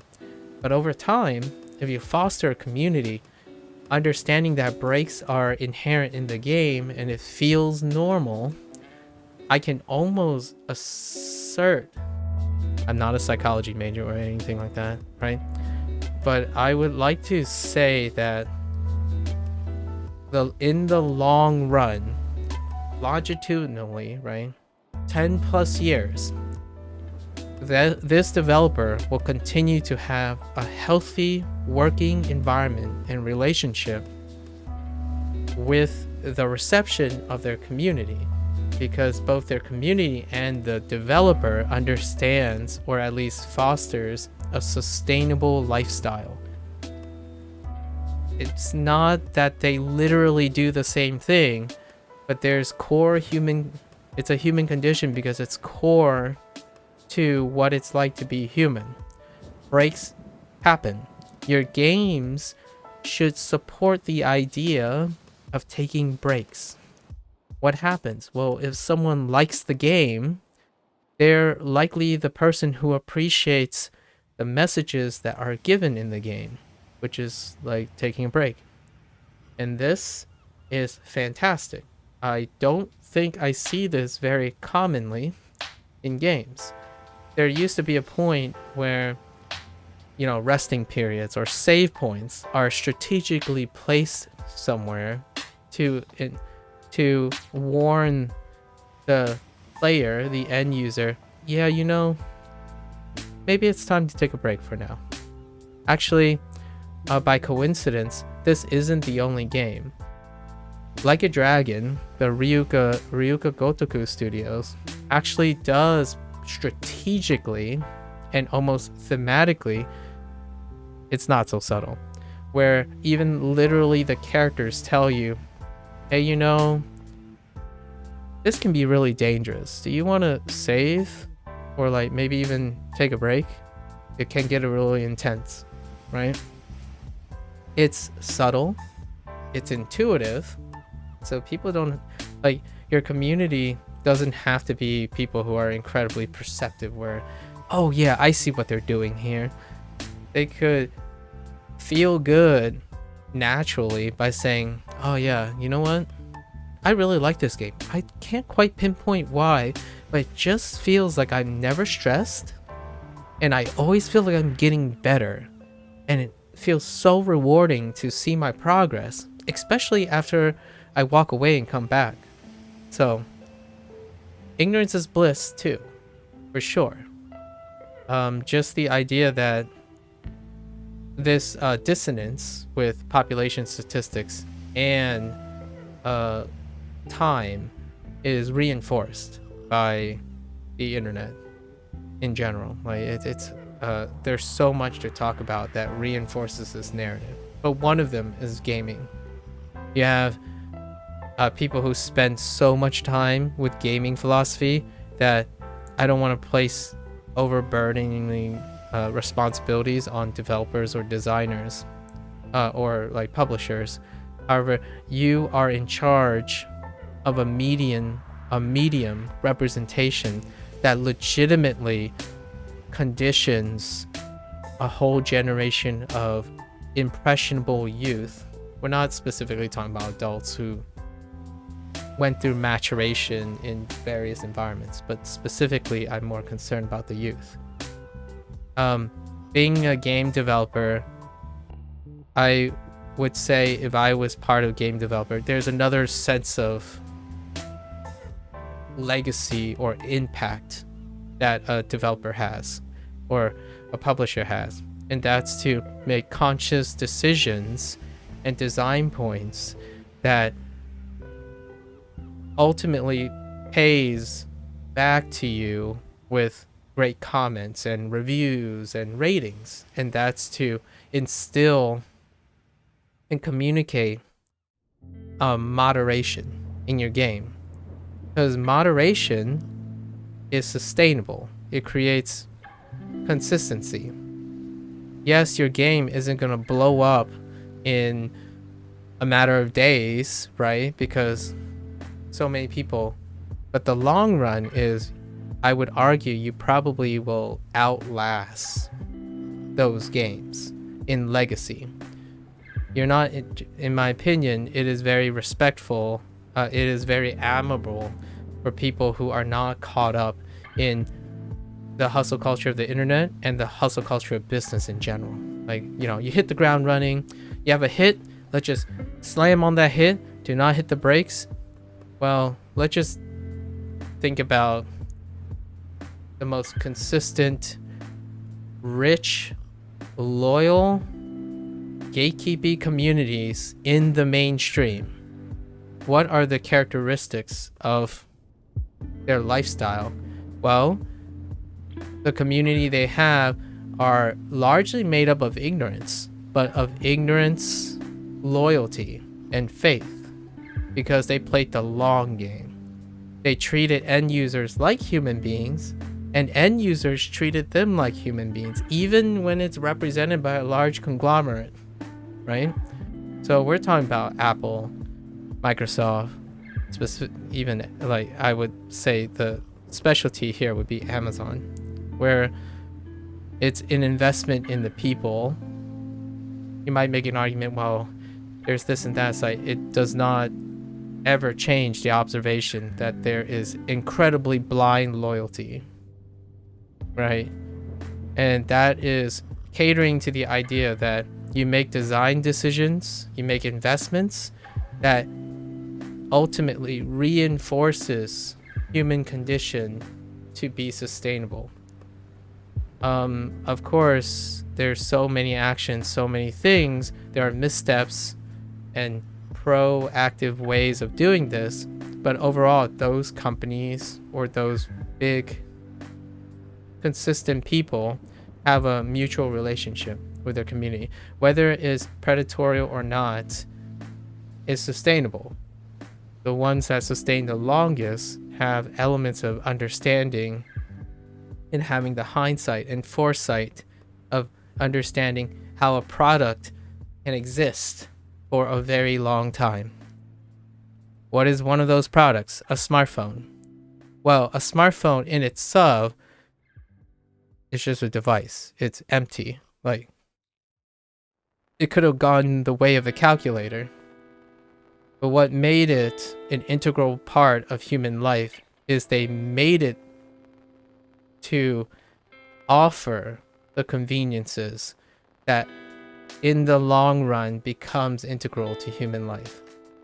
So when you're making a game or making a video game, and you're making a video game series, and you're expecting your community to stay around or always come back and trust you, you're investing forward. If you make a smash hit, which unfortunately for better or for worse, I can think of a few indie studios that went on to expand and they just hit rock bottom the next time because they threw out the coincidental philosophy of investing forward for a quick return, right? So to me, if your audience are human beings, and you're a developer who are considering yourself human beings. You might not consider yourself as human beings. What I mean is, you might consider yourself as a near robotic worker, someone who works really hard, then that's fair. Your development team will probably be driven and you'll probably have a lot of turnover. A great example would be Blizzard Entertainment, a lot of turnover, right? And that is sustainable, just like labor workers and whatnot. Those things work. But ideally, you want retention. You want a development team to stay with you, form bonds, longevity, and the end user to be the same. That's a long game. That's playing the long game. And a lot of times, some people talk about how they're a great judge of character, yet they're dehumanizing developers and publishers. They're dehumanizing everything they're talking about. And anyone who opposes them, well, that's probably not a person. That's probably a person who's more catered towards the hustle bustle. That's fantastic. I mean, like, they can stick to that. What I'm talking about is the person who understands that if you are a good judge of character, you can also see the long game. The game that many developers that I will be talking about in another 10 years will be far more consistently successful than and be well received than the ones that exist today that are popular and are going for the hustle bustle. So, yes, Ubisoft is probably a great example of a company that went hustle bustle. They didn't invest forward.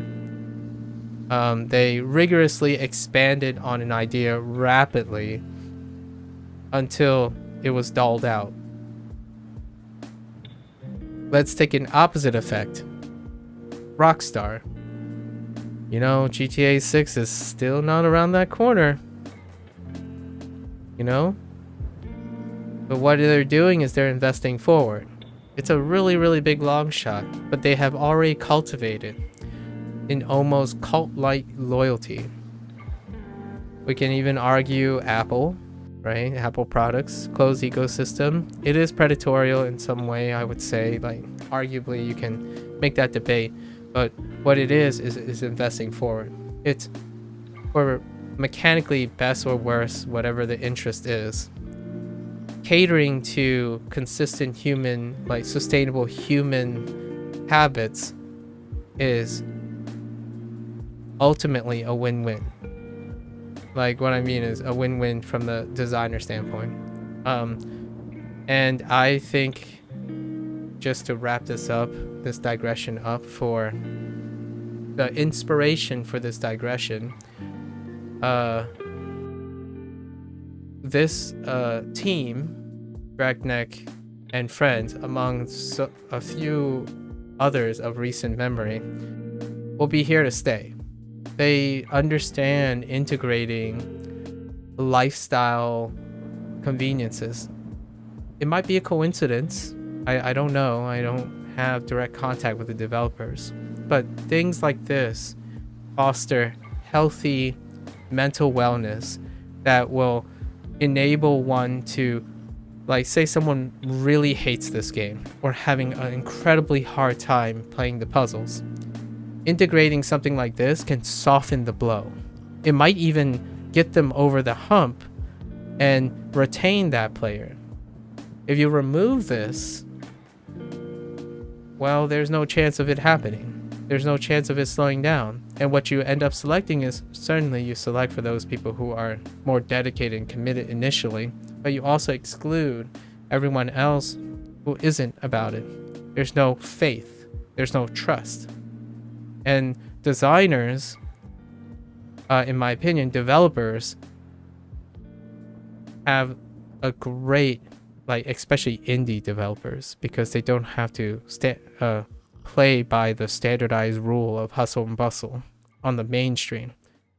If you integrate, like, say, a stopping point, a resting point, and animate that, yes, it doesn't add to the game's mechanic. It doesn't add to, and it might not be appreciated at first, but I can almost guarantee, I would say like 80% of the time, once the game, if you are able to retain a player population over time, that resting period, those things become more and more salient over time. Like what I mean is, you will hear remarks from longtime players like, yeah man, this is awesome, I'm enjoying this rest stop with a custom background music, it really makes me feel cozy and I can just go again. Because it's habit forming. People need rest. So that's the take home message. Like, really understanding human psychology and developing a game that meets your needs and your vision, but at the same time retaining and playing to not, you don't, in my opinion, developers and publishers don't have to exploit FOMO. There's an incredibly other, more proactive, arguably, of course, from a non-specialist. There are incredibly other sources of motivation for a gamer to quote-unquote exploit, but in a synergistic manner. And one of them is to provide treats for resting, or implying that you don't have to play 16 hours straight today. You can play 4 hours for the next 4 days. In fact, why don't you take a week off and, like distract them, basically. So lots of distraction. What is making, in my opinion, what do I like about Ryuka Gotoku Studio, Like a Dragon Studio? They actually take that to the next level. Their design inherently incorporates distractions from the single task. So you don't literally rest, you actively rest. I know how that sounds. In a puzzle game like this, the only form of active resting is to use the game itself for for metaphorical or virtual resting. However, you make a bigger game, you could make 2 or 3 core tasks and compartmentalize them so that they're actively resting from a different task. So, for example, mini games, right? If you're going at this mini game and then you get distracted to another mini game, the person becomes actively resting on the mini game they aren't interacting with. And it is not to an intuitive person to understand why that's healthy or how does that affect the way they think and improve and behave in the long run. They don't have to. They don't have to be perceptive in that. But to a designer, to a developer, that is untapped potential. Being able to cleverly switch up the cadence of the game for those who can appreciate it intellectually, right, with perception, and those who can't. But ultimately, it's a human condition. So it is common in both, and ultimately they will appreciate it whether they know it or not. So where is that come in? Well, there are live service games that effectively prey. I'm going to use the word prey, sort of, like take advantage. I'm going to say take advantage. I don't like exploit and prey. We'll say take advantage of FOMO, absolutely. But the even greater successful live service games are ones that also take into account idle periods, as in periods where, hey, you should just play other games for the time being. We'll take our time on curating the next thing. We're telling you guys, hey, here's a roadmap. You have 4 months. Go do something else. We'll be back in 4 months. It's okay. You're not going to miss anything. We're not going to pressure FOMO too hard for you to come back.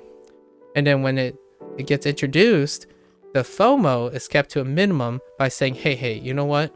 You don't have to be here for the launch of the content. You can be here in any time in the next 4 months to complete this.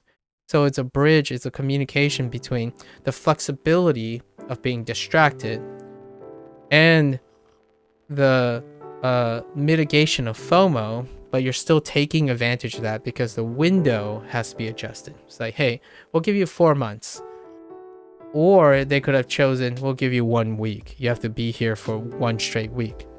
What you're doing is you're gauging the idea, and the ones that are incredibly successful struck the balance of, hey, all our commitments are incredibly flexible.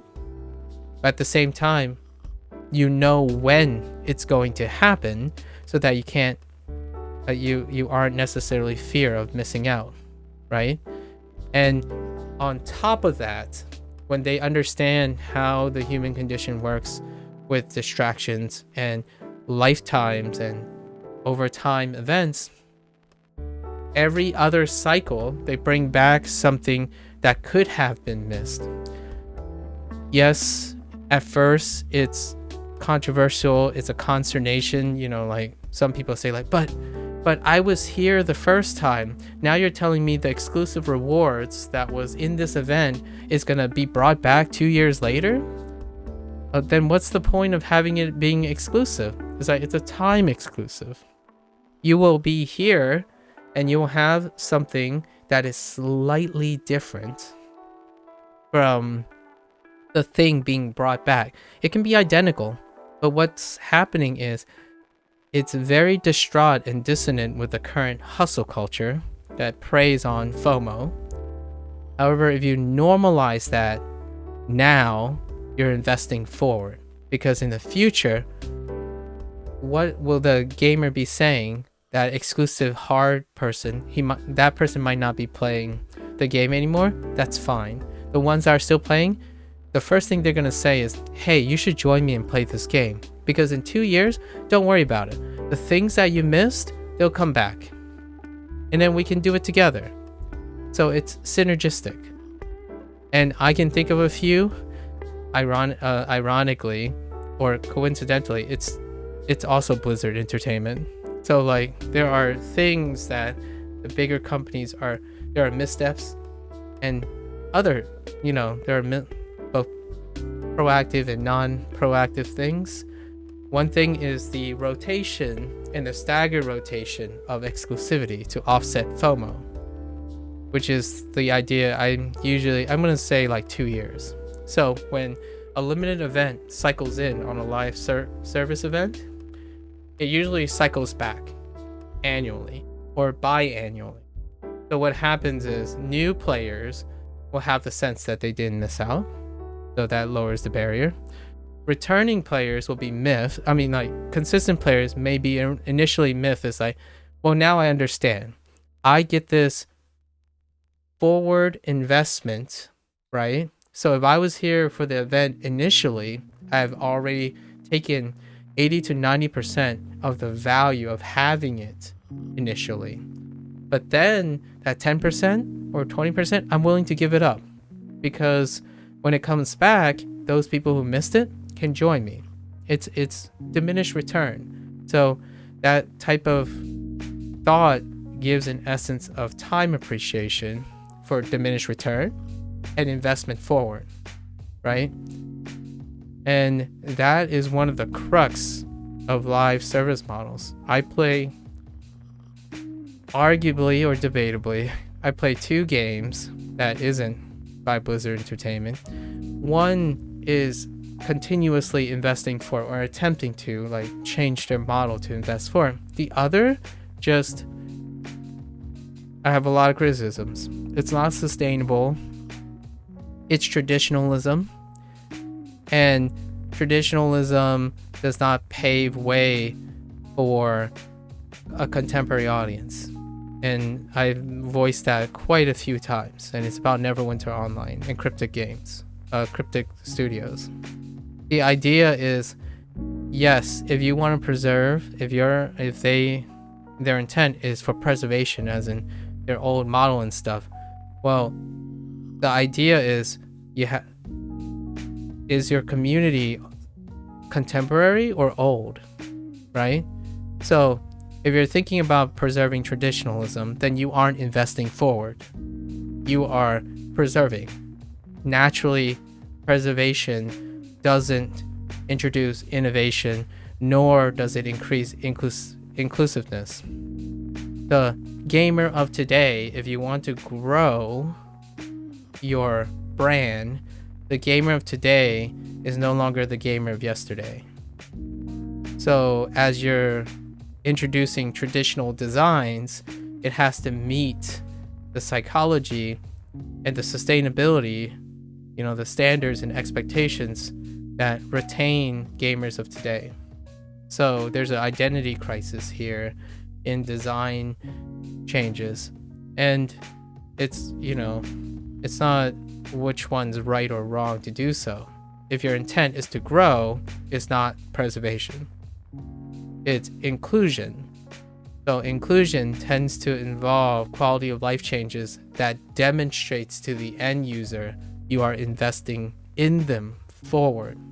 So little tidbits like this makes me more and more confident that this developer is going to stay here for a long time, because whether they know it or not, their design language places the end user first.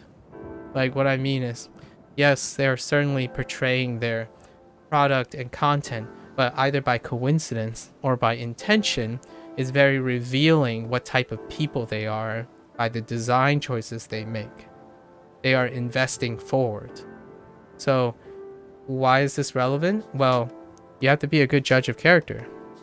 And a lot of people would, the short-sighted person would say, like, well, you can't judge people by their, looks or their superficial. Well, you can't be fully accurate with that, but you can practice understanding that, and statistically, in a long run, you are more likely to be accurate than inaccurate. Like, statistically, it will improve over time, much like how developers and publishers have to adapt to the dynamics of selling their game or communicating what their game means. So here lies what makes a great reviewer, or what makes an informative reviewer informative. Well, it's certainly not a person who has an op-ed projecting their own values. It makes for great entertainment, and the hustle bustle culture of viral videos synergizes with great entertainers in the most respectful way, with the utmost respect I can. That's where it ends. They are entertainers. They are investing in themselves forward.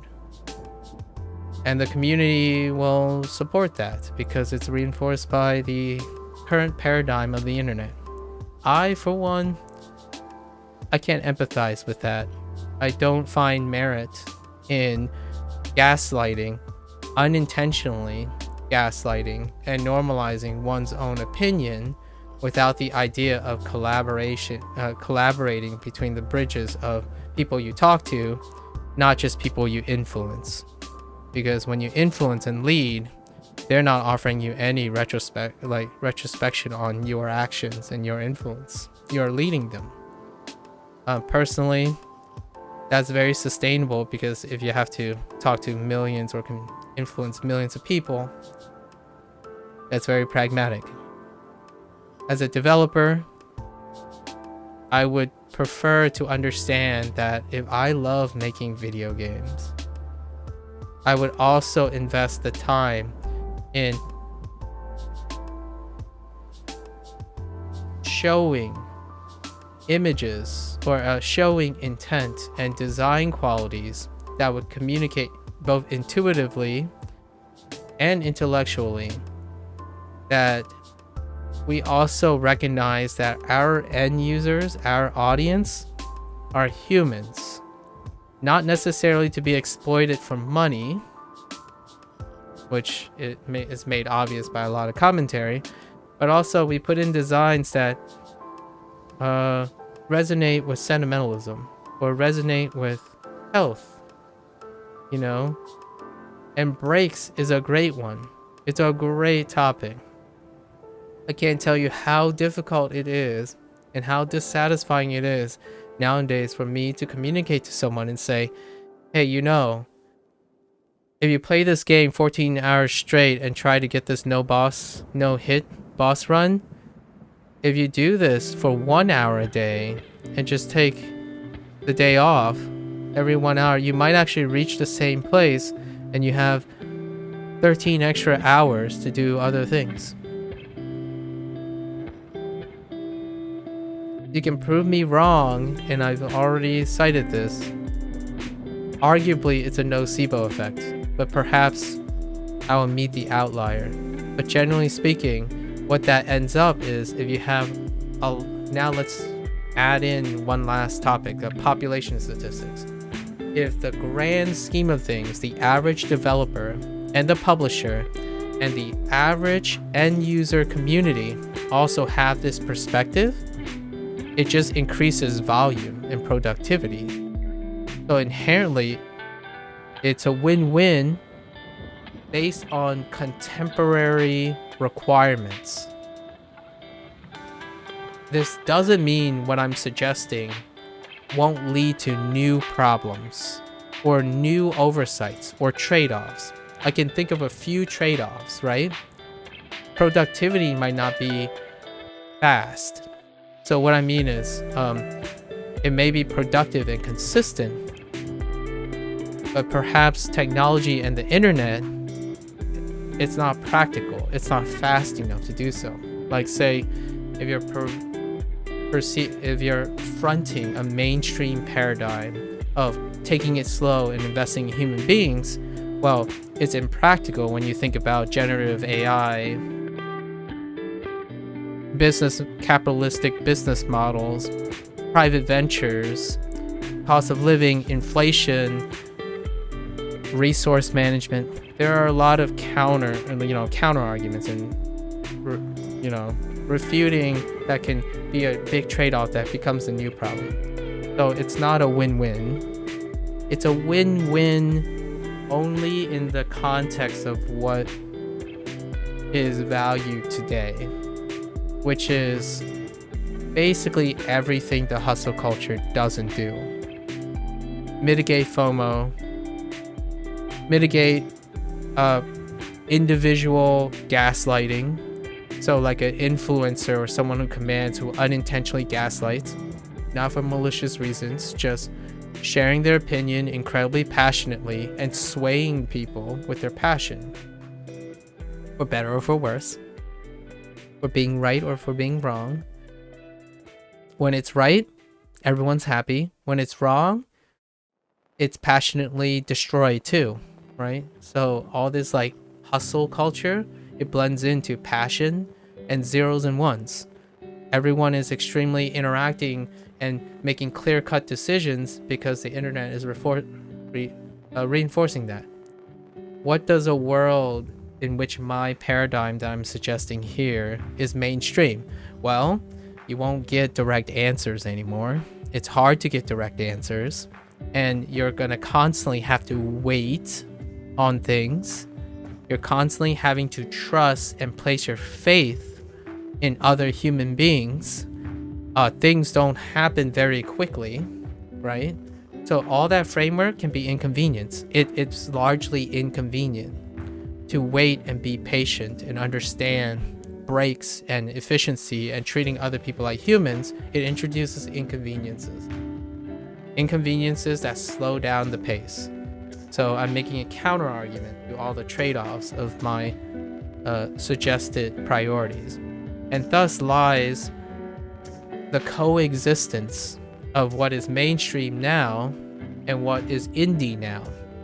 Indie's pace is so entirely different from the pace of mainstream. And for me, personally, I gravitate towards indie because of that. And that's a great example for games like this, with little beats like this. You don't get beats like this. It can be in mainstream. It's just not the time yet. Like, think about... I think the current mainstream population has become more and more receptive to this because the vast majority of people now are suffering from insecurity. The target audience, right? So even something as simple as letting someone pet a virtual digital animal in the hustle and bustle of a live service game becomes a highlight that almost, you, for better or for worse, erase the merits of every other design in the game. Like, for example, you finally beat the boss, and then next thing happens is you get a scene where you just see the virtual character literally allow you to pet a dog. And that moment illustrates, like, I can think of a few examples of this happening, something similar. That sentimentalism returns in spades. Like, it's so responsive. It's electric when it comes to citing moments that stick out in a game. That is a great observational result that would indicate that the paradigm is shifting away from building games that are constantly pushing the robotic gamer forward, not the human being that needs time to breathe and pet a cute dog and look at scenery. The paradigm is shifting, though. And what I mean by that is, at some point, developers, even indie developers now, have to pay, attention, or maybe like their publisher needs to prioritize the trends of the increase in puzzles, the increase in storytelling. It's kind of a response to the oversaturation of action-oriented, hustle-bustle, high-paced stuff. It's less receptive now over time, and eventually that might be the new norm again. And what I mean again is, it's already happened. That's how video games started, actually. A lot of the earlier video games. Then maybe it'll transition back to an action-oriented thing, but it's something that you don't have to be a game developer to appreciate. Because if you're a teacher, or you have to explain something, or provide some communication advice, or have loved ones that struggle with things, their personalities, their problems and behaviorisms is normalized by the changing dynamics of human society. And the internet is a microcosm, and it actually moves quite dynamically and quickly relative to the noisier outside, right? The noisier offline world is far less predictable. So because of that noise, there's no really strong paradigm shifting, but the internet does. Like, relatively speaking. And in order to be a successful, in my opinion, a consistently successful developer, publisher, something that where the target audience is the microcosm of the internet, these things are incredibly important. And for someone who's the end user, right now I need to talk about the end user. For myself, I would say as weirdly flexible as I can. Like, I'll weirdly flex one thing. The things I focus on actually does make me a great judge of character. Do I use this to my advantage? No. Because generally speaking, a person who's a great judge of character also knows not to abuse it. And that's kind of my 2 cents. I don't know if I am a really good judge of character or not. I mean, obviously I don't associate with professionals. But what I like to believe is I have some semblance of judgment when it comes to design choices, creative freedom, observing behavior and associating them with the people that are making them. Because if you understand the person producing something or saying something, you don't really need to know technically what they're going to do, because you know the person. if you know the person, you probably know what they're going to do or how they're going to respond. It's not what literally or accurately they're going to produce, because that's up to their creativity, but you know their intent, and their intent will make you often incredibly consistent. So when you spend most of your time, like myself, I suppose, I think I spend at least 80 to 90% of my time thinking about the correlations between specific behaviors to the product they demonstrate and like to offer and sell to language, and not necessarily like different languages, but more on that later. The way they communicate. So these cues, yes, they are incredibly complex, and you will be inaccurate in the sense of knowing all the details, like the semantics. Ultimately, though, it will increase your frequency of understanding who to follow, who meets your requirements, who to trust. And I don't mean trust as in are they doing evil doing or stuff, just conflicts of interest, right? And for me, my overall gaming experience, at least the ones I voluntarily choose, have often been positive. And generally speaking, that isn't coming from hating something or excluding something. It's coming from what to look for.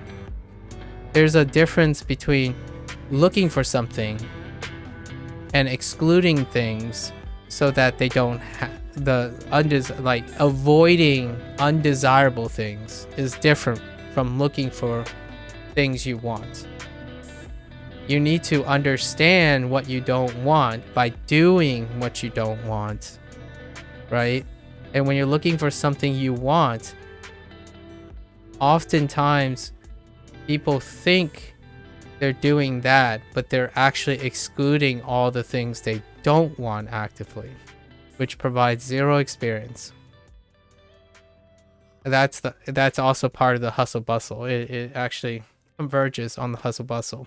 What's another thing that YouTube and developers and publishers don't really want to do? They want to avoid everything that people don't want.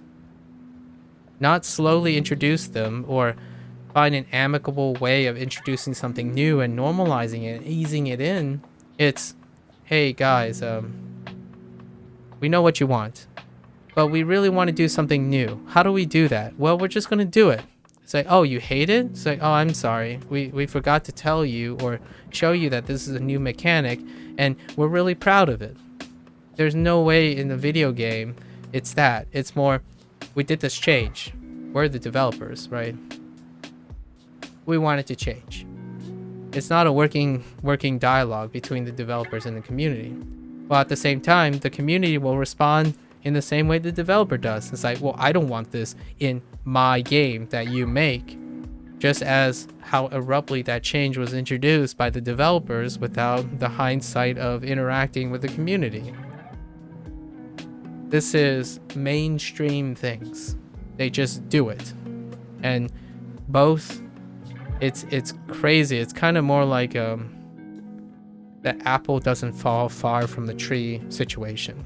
So you can actually imagine the mainstream developer and publisher as a parental figure who have privileged knowledge and the power to do whatever they desire at the cost of, their responsibilities and consequences. They are aware of that. Their conditioned parts are their progenitors, as in the end users, the people who consume. So the kids, whether you're 60 or 40, if you're consuming someone's product, you have an element of uncontrolled things. But what you can do is offer the same criticisms or like offer an opinion on it. Well, when a developer actively chooses to not communicate that there will be changes in the next game that breaks away from tradition, the developer would be willing to accept the consequences that their end user will reflect that. They will dislike the abrupt changes without notice, and they will give you it equally as unexpected response. If it works out, the response would be incredible, right? But unexpected. Incredible but unexpected. If it's terrible, it will be incredibly unexpectedly terrible.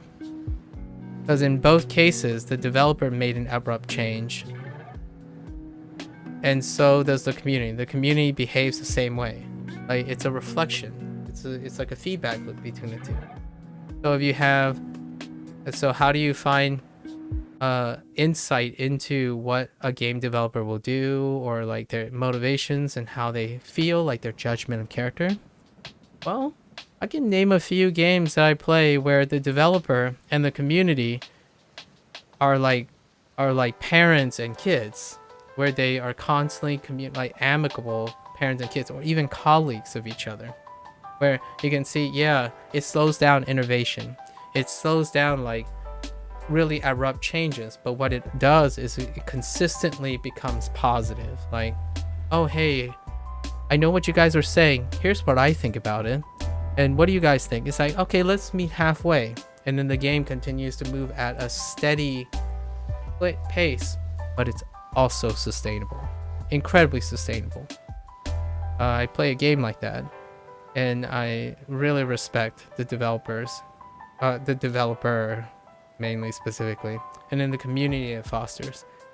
It also makes it really hard to break in, but you know, we talked about that a bit. That's a good place to stop. It's a very humbling situation, and what I discussed here is not the current mainstream paradigm, it's the minor paradigm. So both exist, and they both are successfully working out right now. When they're not working out, well, you're not going to hear from them anymore, right?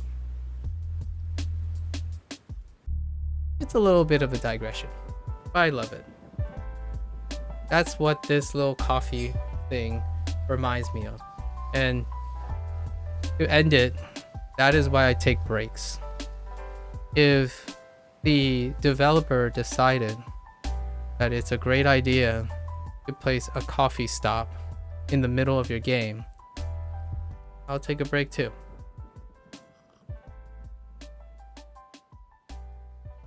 It's a way to empathize with the developer. All right. Because of that digression, no, I can totally do 3 more, right? I'll do 3 more. Let's see. Every core computers now have primary control of critical vehicle functions. We're doing this.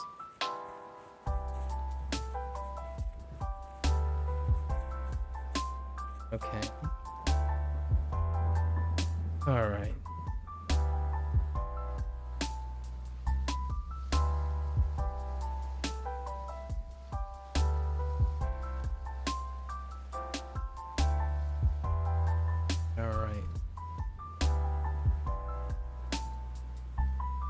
I have no idea where I'm going. Left? South? This was one island. So I imagine we're going west. I have 3 trees. This is a small one. So I can make a raft. A raft going left. Maybe like up here. Something like that. One of these 2 slots here.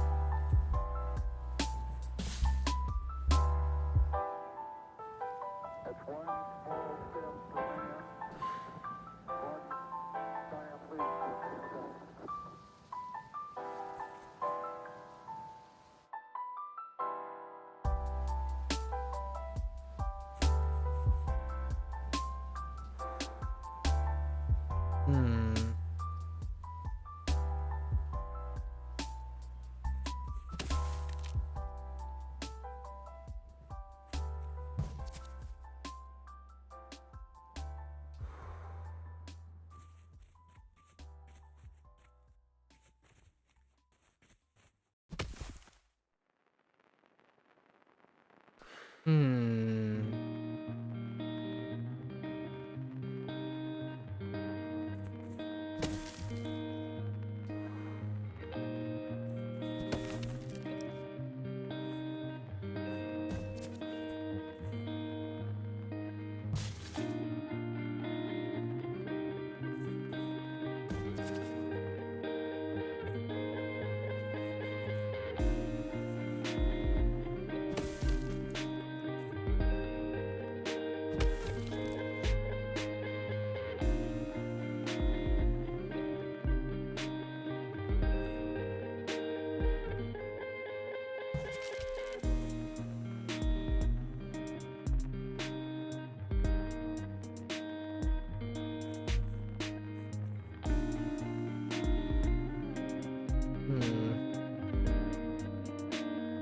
Hmm.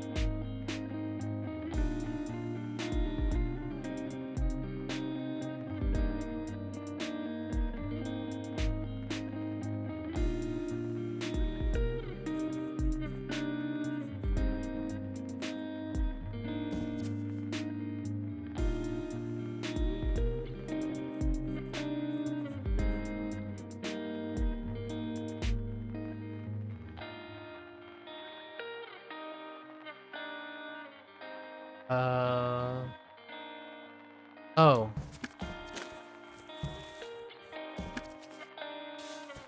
Nailed it. Is that a devil? Ooh. Okay. How do I get... How do I,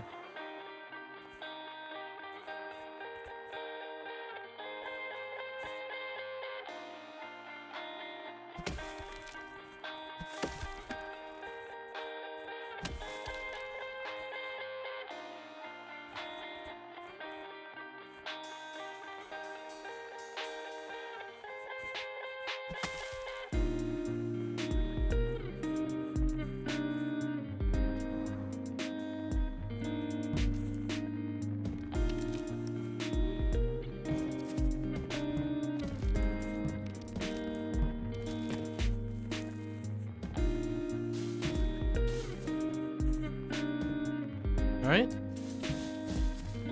It's another one down. Oh, you can't enter the mailbox from a raft. Alright.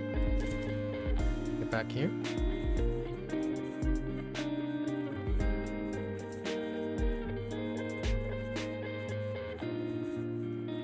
Okay. Alright.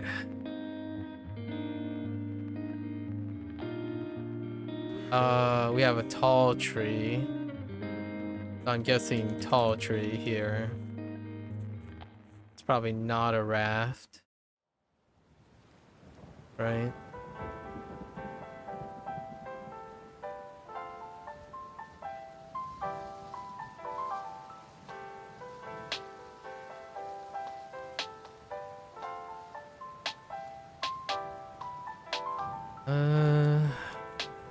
I think we have to carry a piece of log from down here across. Maybe create a different bridge.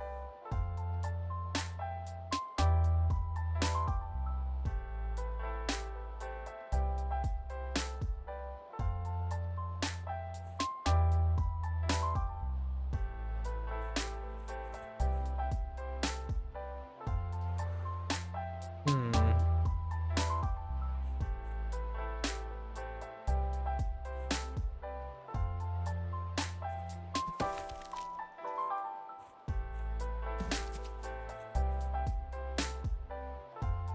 Really starting to get used to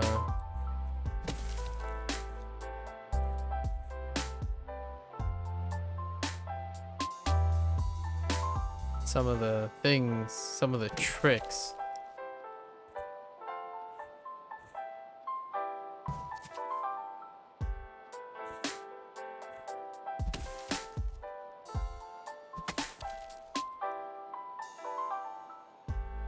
Huh.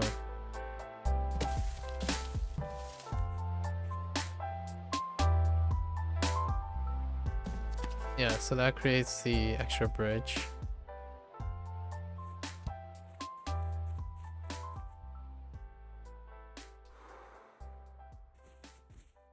Wait a minute.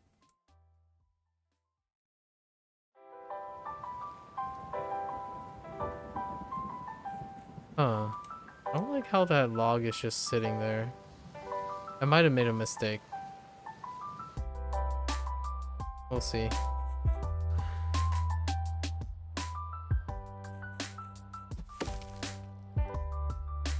Is it really a raft?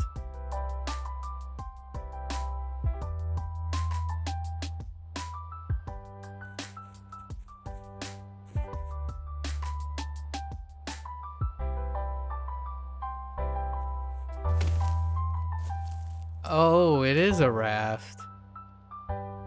Nice. Cool. Neat. Alright.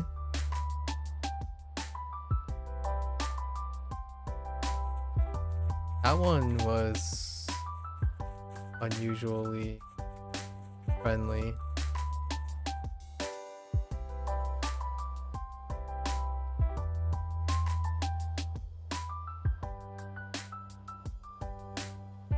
And now we're just gonna rewind.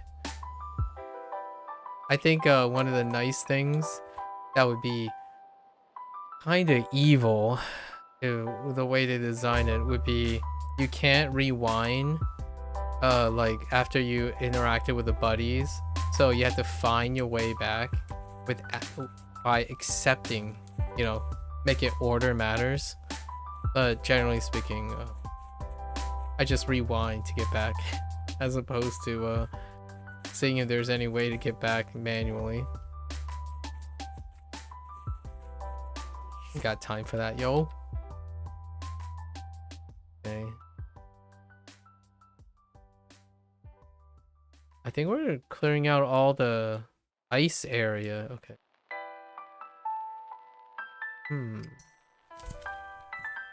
I see a circuit, right? Actually, two circuits.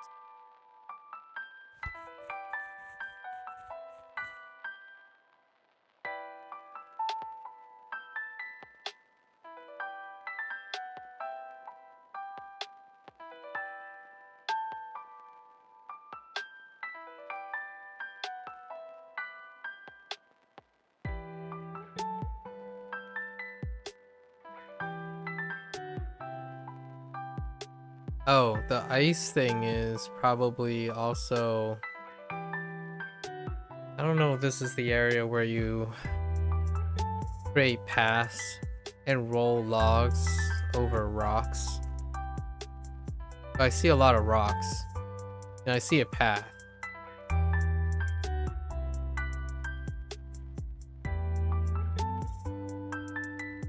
So like things like this, right? Where you get on top of rocks. Alright. I don't think it's this island. It's definitely this one. This one is... Can I get to the other one? Yeah, I can. So it loops back around from the top. Is there a...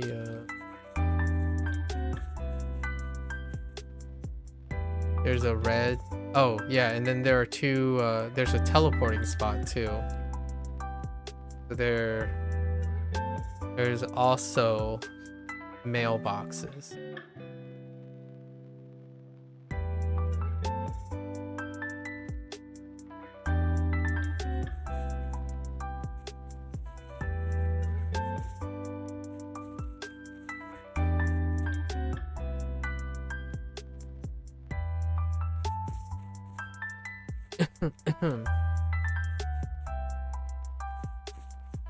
Okay. Sure.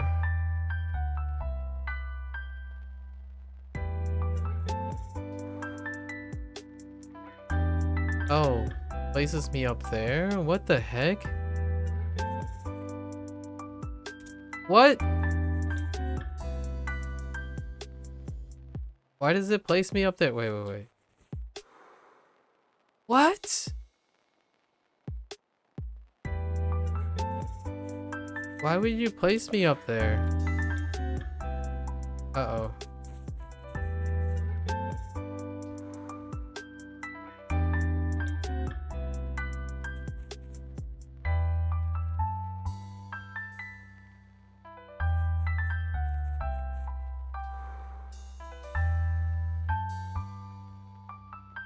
Hmm.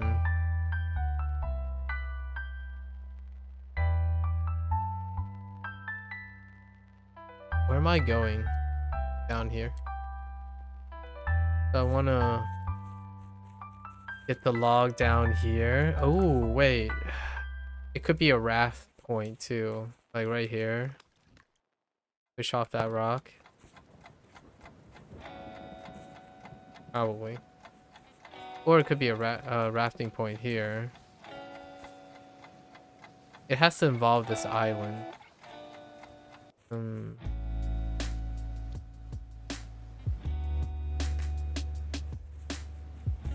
So I don't understand. Maybe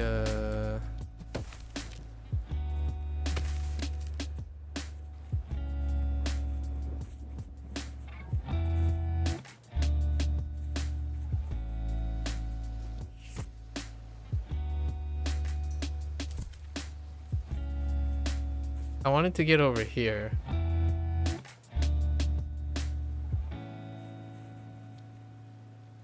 Hmm.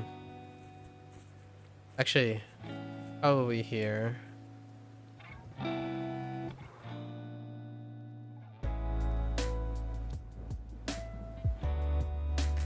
Wait a minute.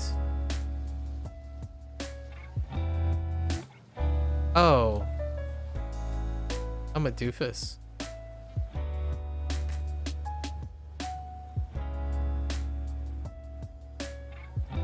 I am a pep.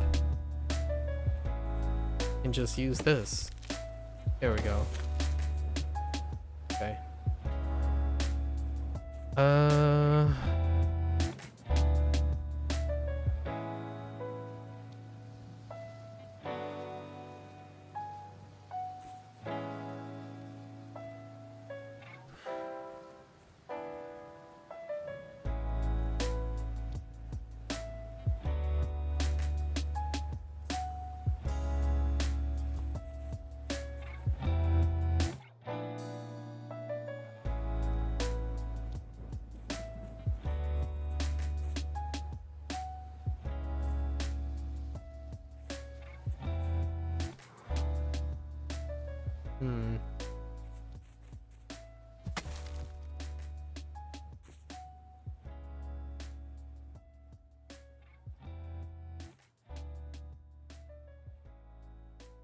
Hmm.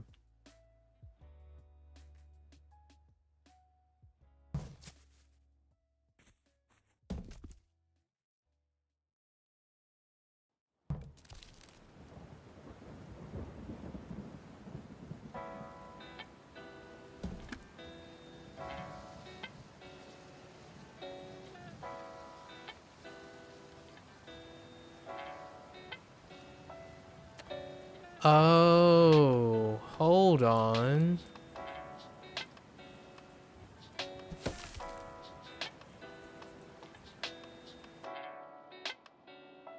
Wait.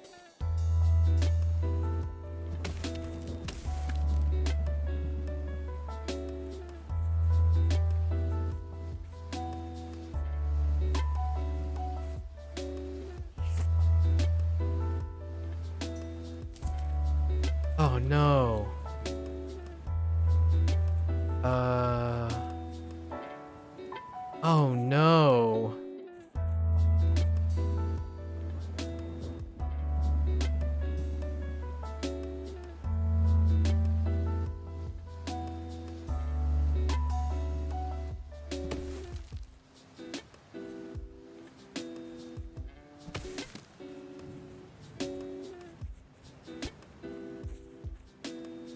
Not like this.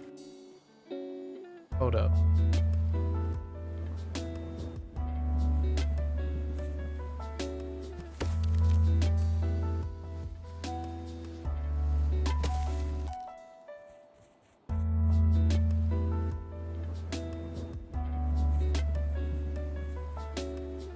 can save this log.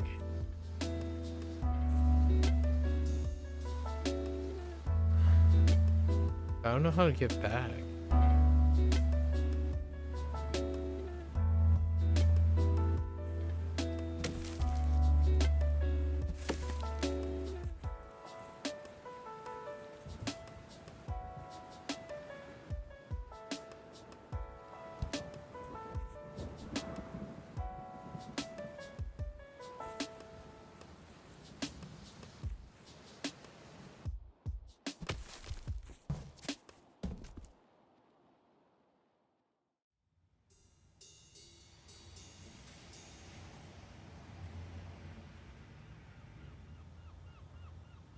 Hmm.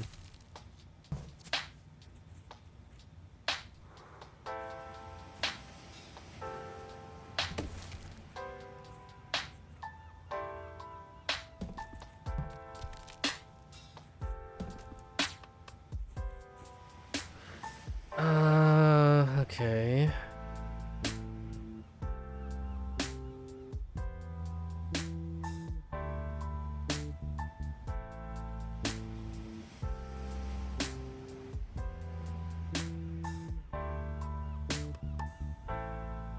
No, I don't think.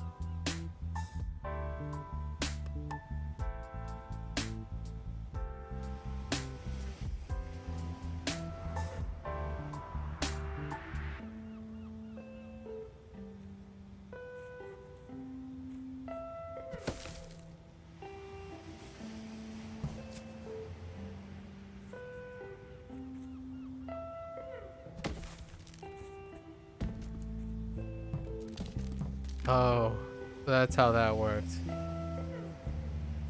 But the thing is, I need this. What? Then, then how do you?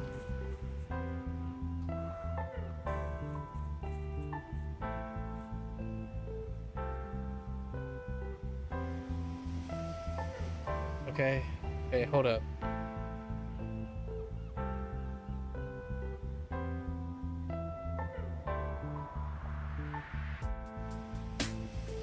I need this bridge somehow.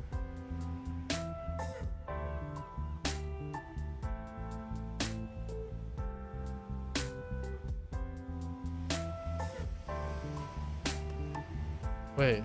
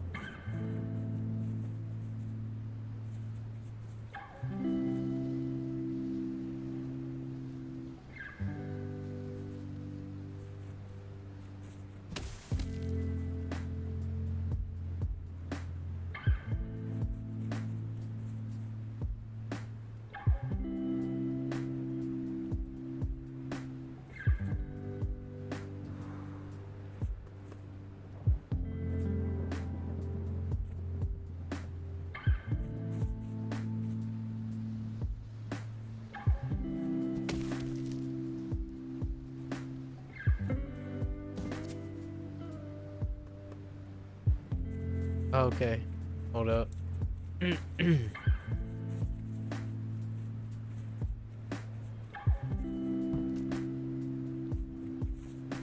way back around. Right? Whoops.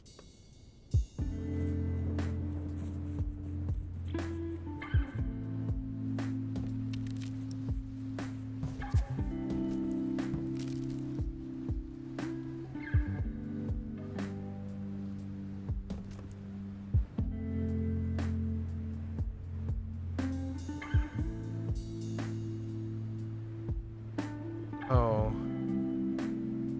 It's a south It's a south exit.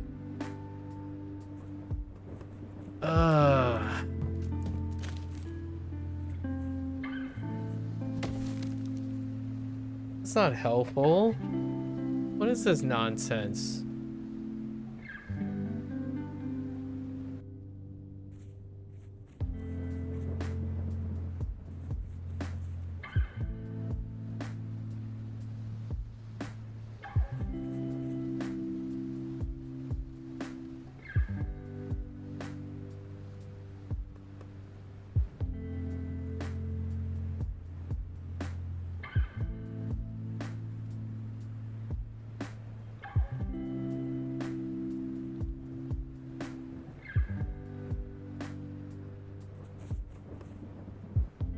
I don't understand.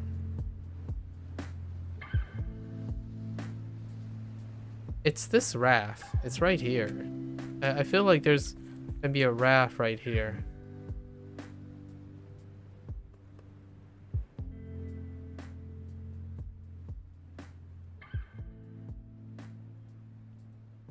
Oh yeah, it zooms out when you're chilling.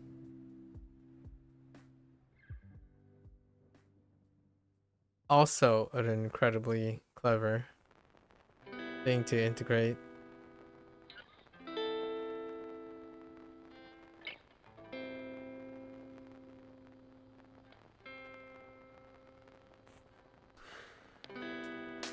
Okay. I don't see any way around this, right? So this is good. I don't see any way around this.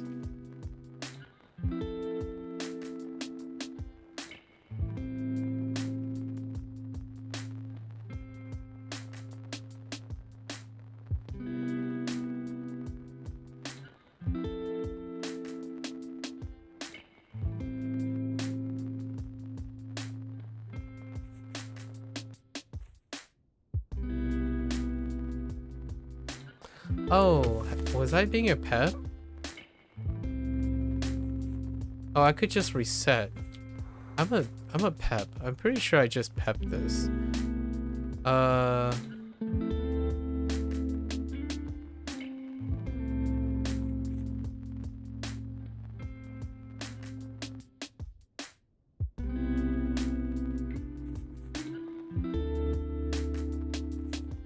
I think I think I was being a pep. Hold up.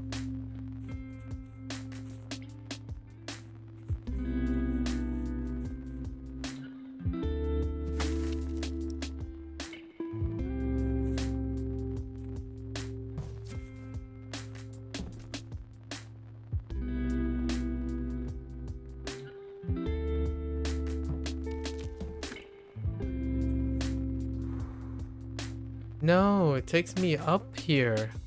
Never mind. Why does it take me up here? Can I do this? Oh no, I don't understand.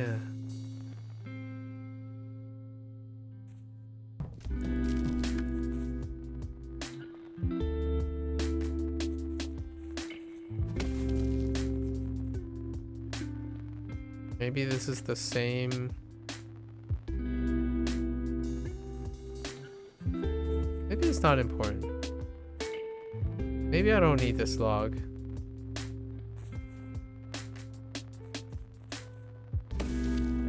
I'm pretty sure I need this log.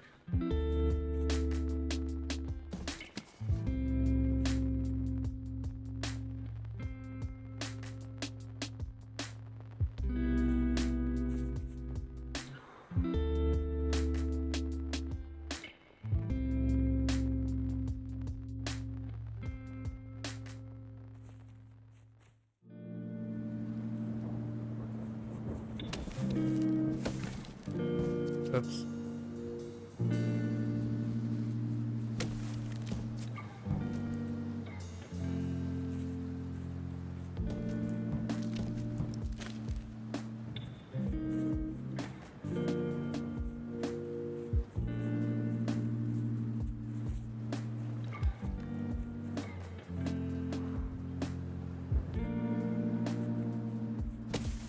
Yeah, I need this log.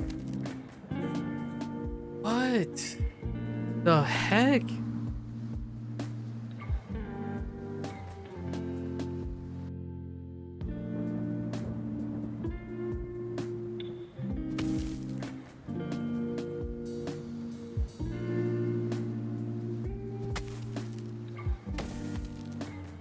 So I'm having trouble getting to this island.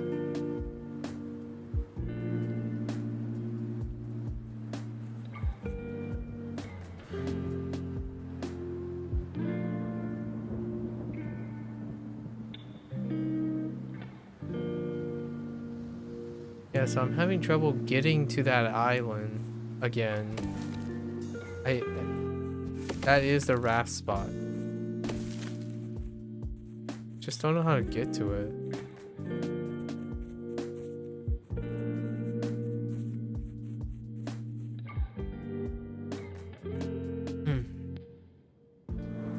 Maybe I get rid of this.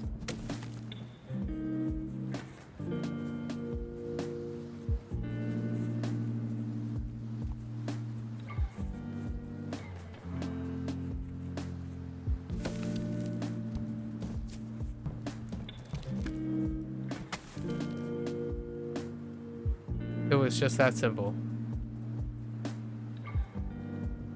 Wait. Did I just pep? I think I just pepped. I don't want to talk about it.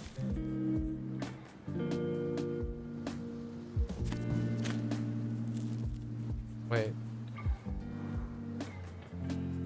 I just pepped. Never mind. I don't even want to talk about it. I don't want to talk about it.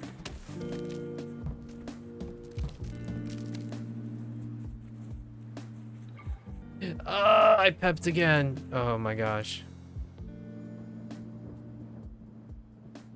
Order does matter here. Okay.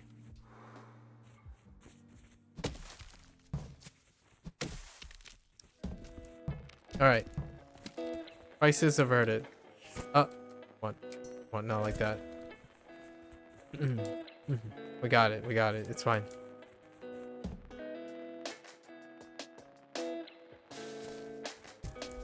Cheeseburger hat. Welcome to the Good Burger, home of the Good Burger. Okay. Alright. Okay.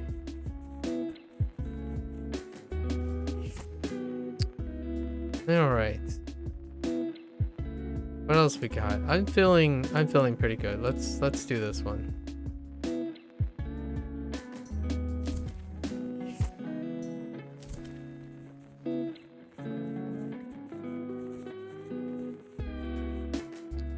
So it's west, right? It's got to be this.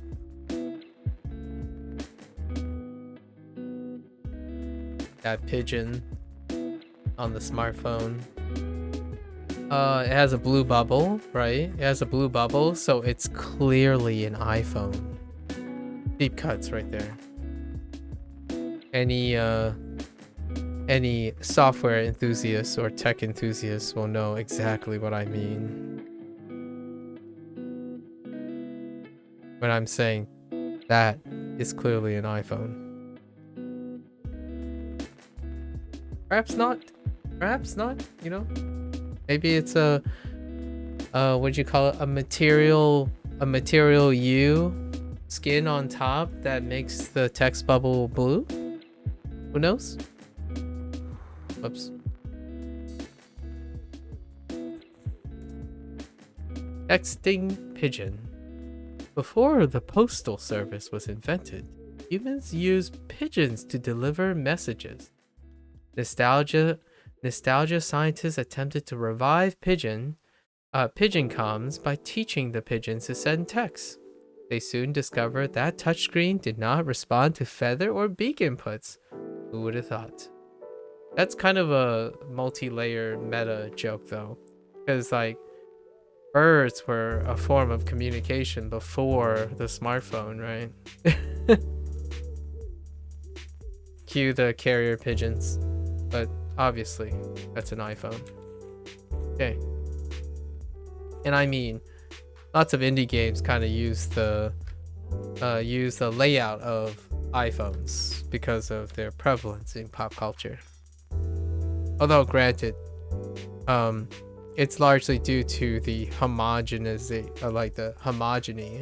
of iPhone design. They all are similar, as opposed to Android platforms, which have multiple manufacturers. Alba, a wildlife adventure, also used a smartphone as a model, a template model. It's not identical, but just a template model. Okay, I feel like I need a bridge to another island, but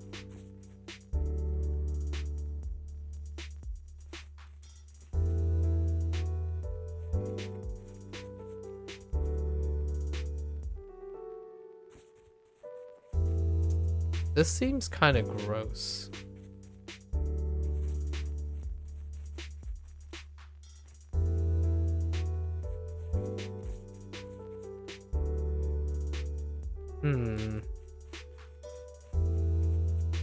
I mean, I can get to these islands. That's not a big deal, I suppose. The smash cars.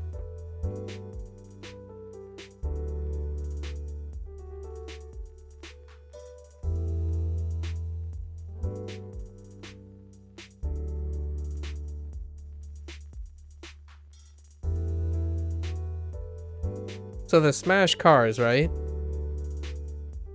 Here's a deep cut. Or maybe a speculation. I think the smash cars kind of look like Yaris's from Toyota. They just took the model of a Yaris, which is a very European thing, right? And then smashed it. The only reason I think it's kind of like a Yaris, which I don't know what they go by, but Toyota made these like economy fuel efficient cars from way back, and the only reason I say that is because of the headlights. The Yaris had this like little like kind of like a teardrop design on the headlights, and they're very similar to the Celica, the old Toyota Celica kind of design. It could also be like a Nissan Altima, or yeah, Nissan Altima or Maxima headlights from a bit back. But then there's that spoiler on it. That kind of throws it out a little bit, because the red car has a spoiler and it's kind of hard to tell if the white one has a spoiler or not. But anyways, the front design, the hood, the red car's hood kind of looks like it's a muscle car because it has like that ventilation on top. That's kind of interesting. Just a thought. It's very likely to be a Toyota that was the base model. It's not like literally that, but the car design reminds me of something from a couple years ago. Anyways, just a little bit.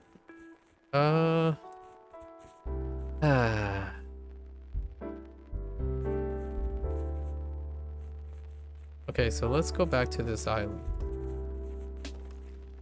This one.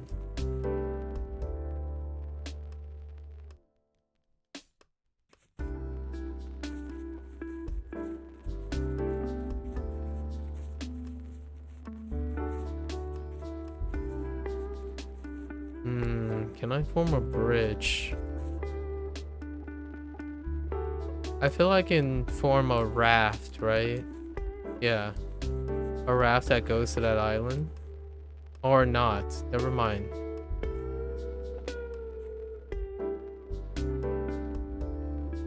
Just kidding.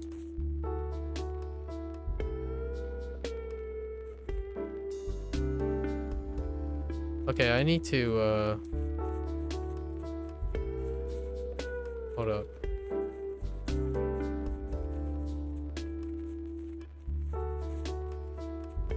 Maybe... There's a... This definitely connects. I see where it's supposed to go.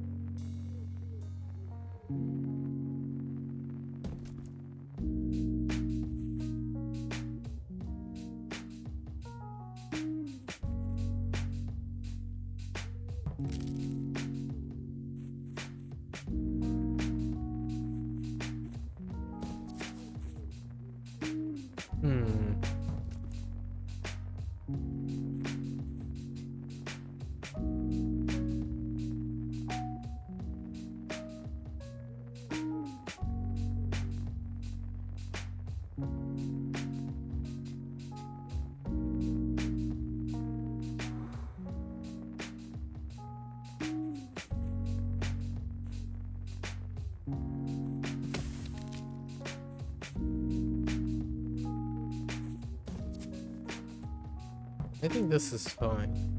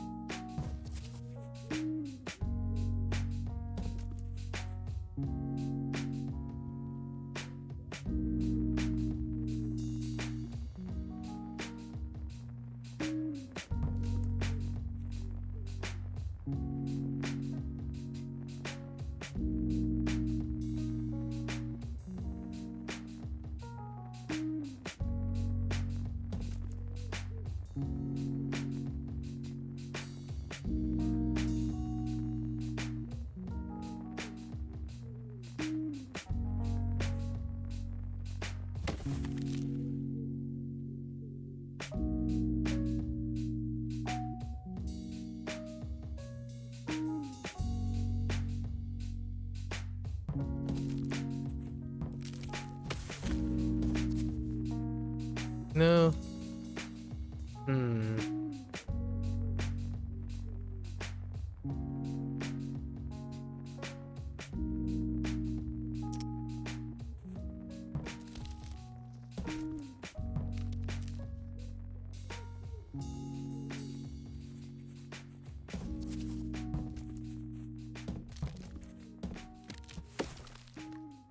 Right.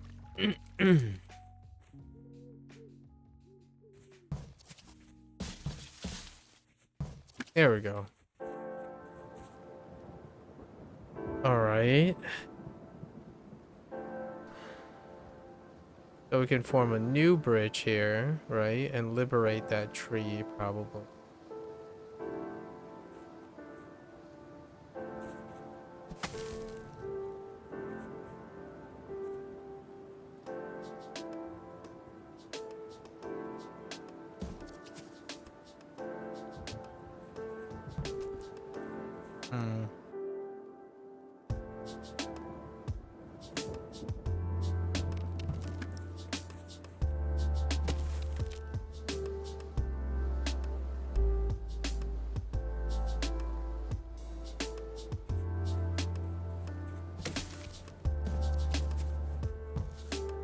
Oh.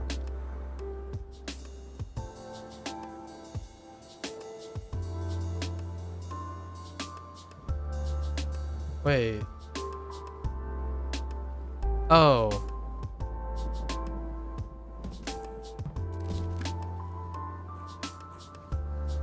What? Hmm.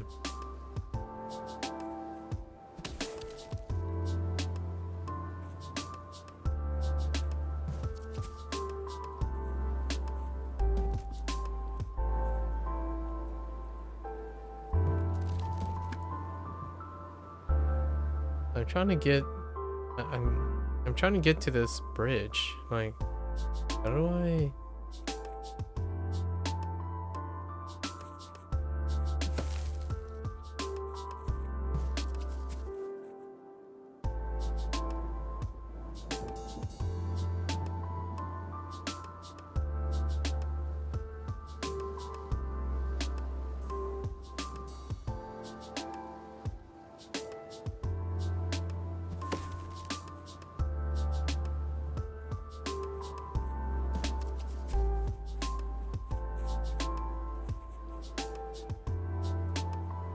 Oh, I can push that and then roll it up to create a raft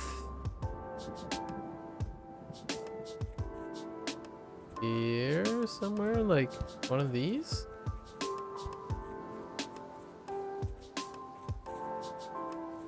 Fake news. It involves other islands.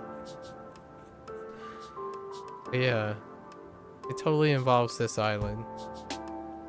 Absolute fake news, man.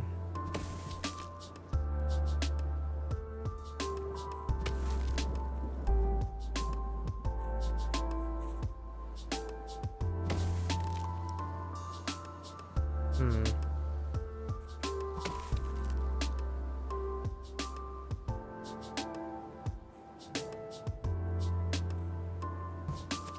Nope. Wait. Actually.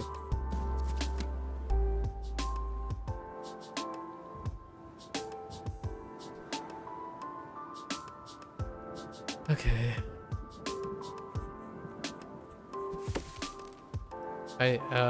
The idea is to get a log onto the other side of the long log. I need to get the, oops. I need to get the log here.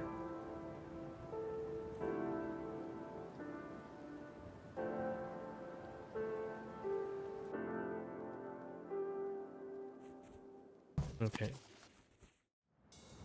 Oh, I see it.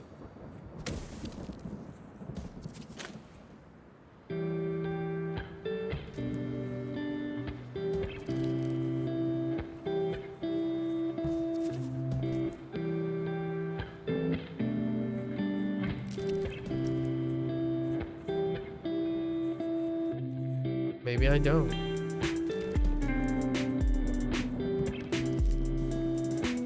Wait.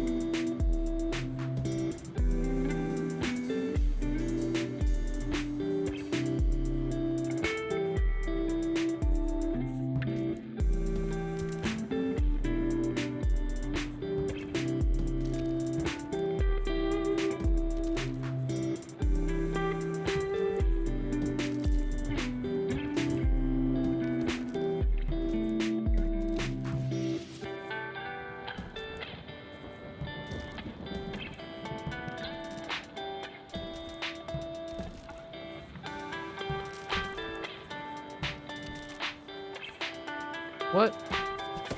Oops.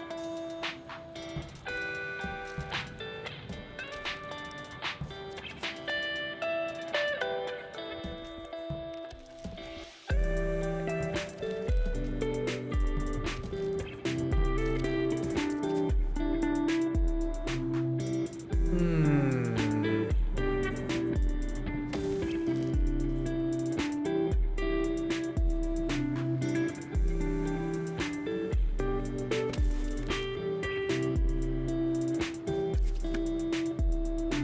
I need that there because it's a way to shove the long log down. I see that.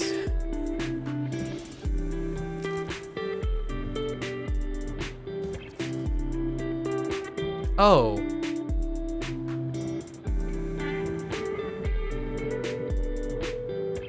I didn't even need to rotate it. Yeah. I don't want to talk about it. I'm constantly making things more difficult than it needs to be.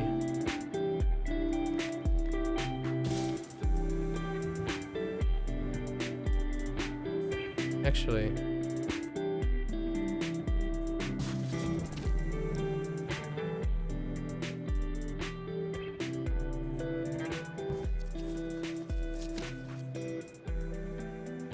Right.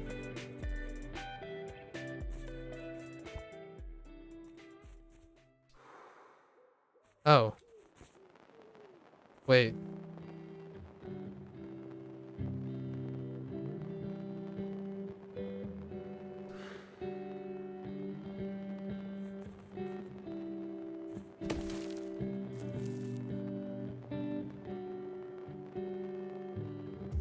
Okay. So I need to get this guy.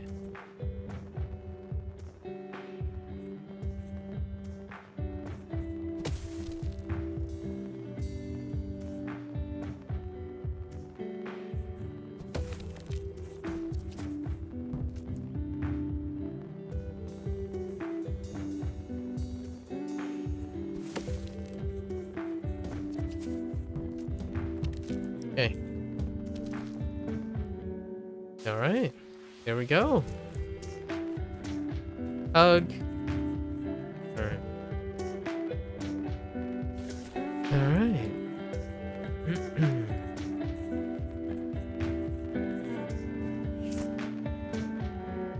One more. We'll do one more.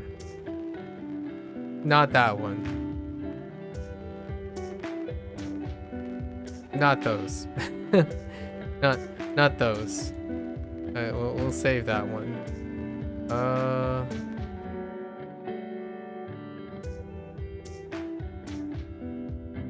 What was the theme of this one?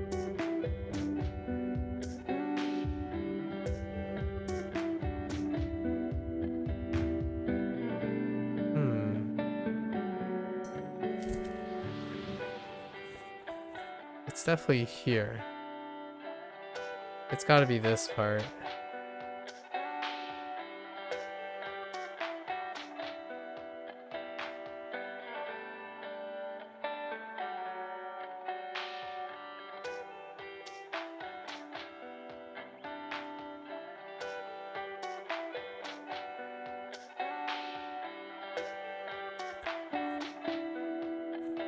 Or maybe I'm missing an island. I doubt. Is it really this right here?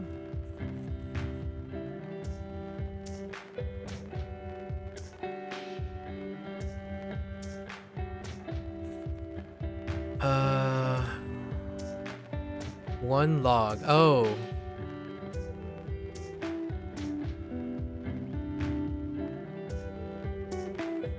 Oh, it's probably a separate island.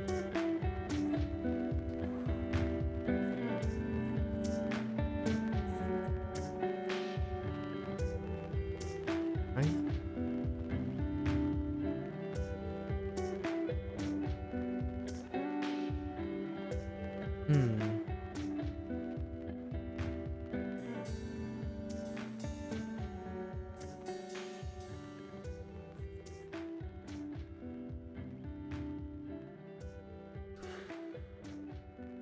Yeah, so I'm gonna probably roll one log down with this island. Maybe.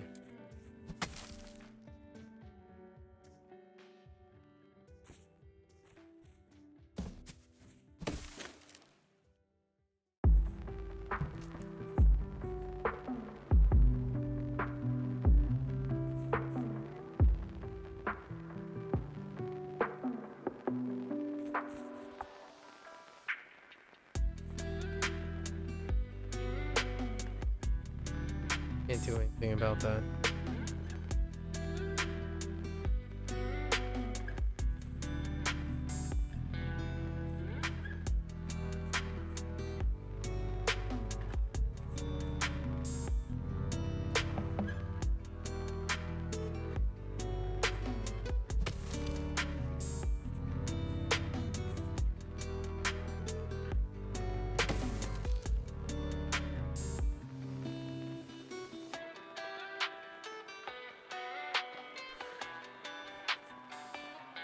Hmm.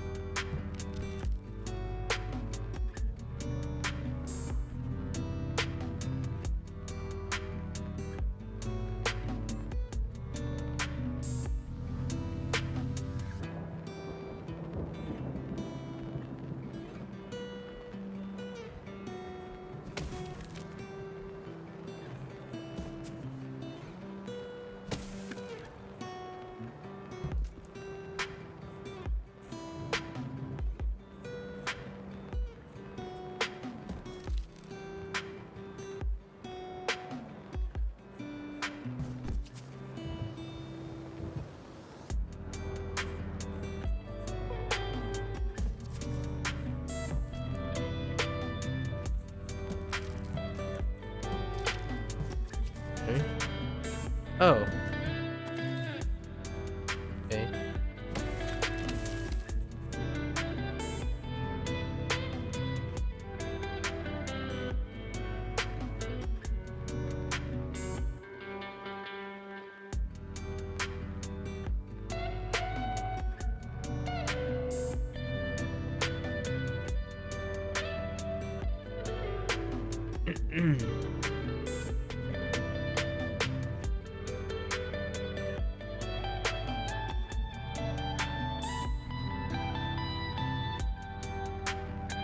Okay. Uh.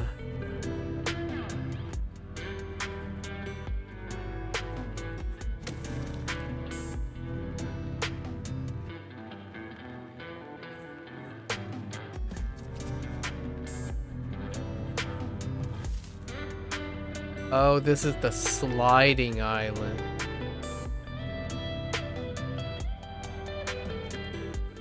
This is a sliding island. Wait. Yeah, not the slide. Oh. Okay. I thought it would just slide into place, but that's not. Never mind. It's the rolling weapon. That was not the interaction I was expecting. But that's fine. It was dumb luck. It's all good. I'll take dumb luck.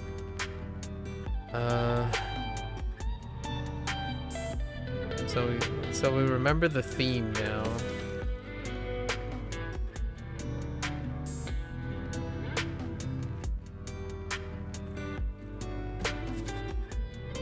Okay.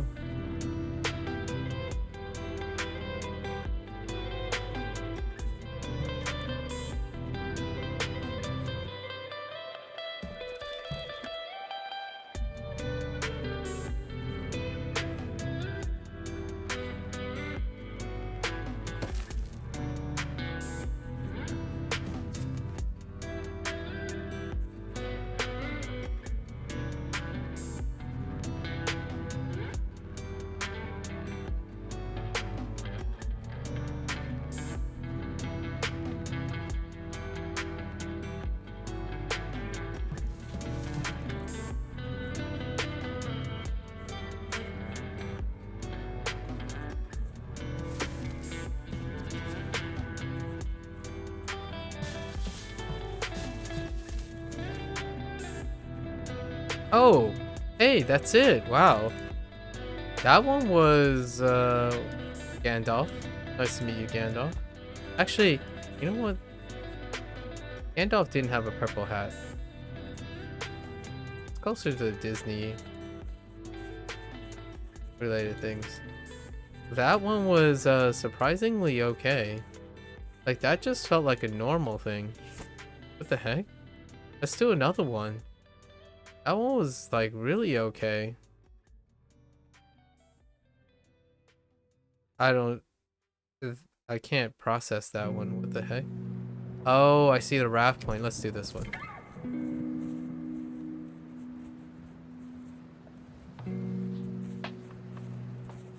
Oh no, there's a birch thing. Okay.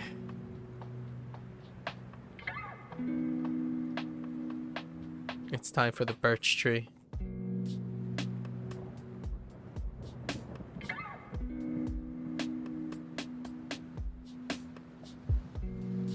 Heckin' birch trees. Okay. I feel like it's definitely gonna start here.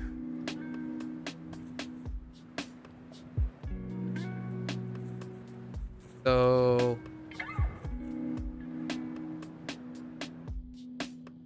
we gotta transport the birch tree north.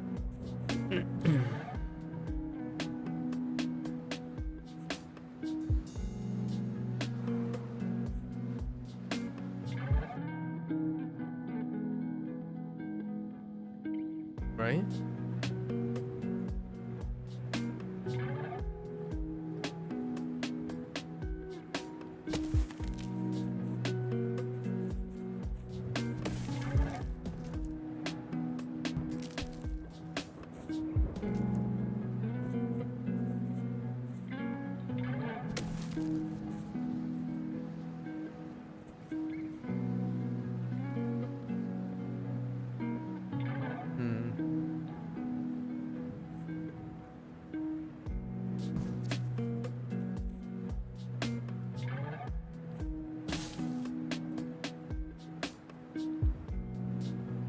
Never mind. I really... Okay. Maybe it's not that. Let's look at this one for a sec. I don't see any other extra things at the moment.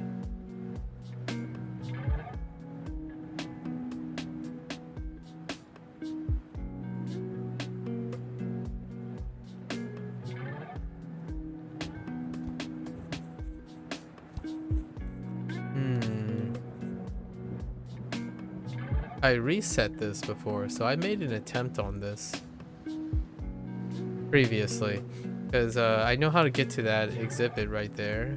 We've already done. It's the hover couch. Freaking hover couch. Heckin' hover couch. Wait.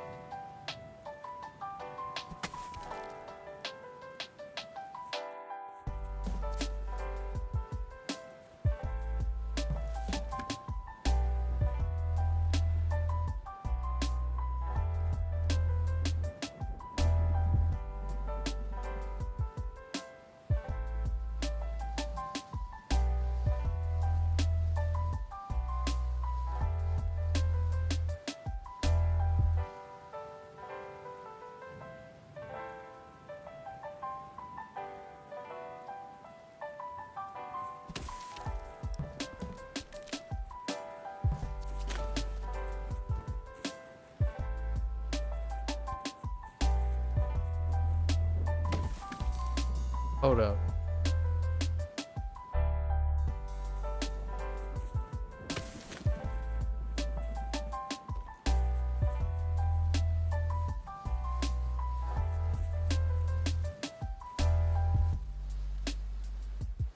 I can bridge this.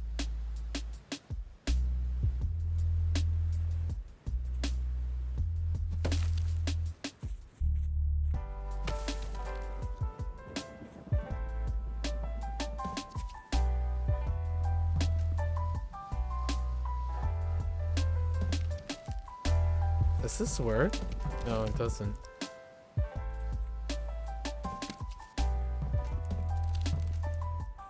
Oh, there we go.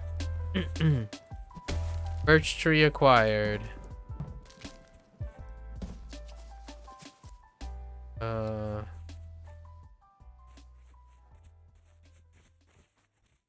Okay. I don't want to push it in. Can't interact. Back around. Yeah, we can reset now. Oh, that's confusing. Oh no. Every core computers now have primary control of critical vehicle functions. Oh no. What the heck?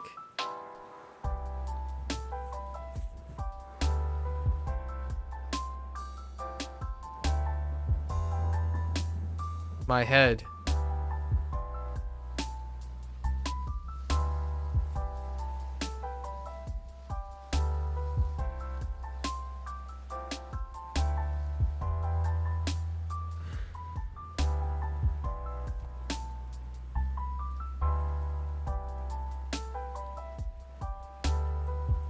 Oh, hold up.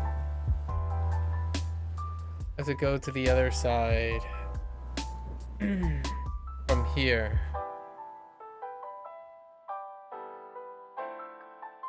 I have to access the exhibit island.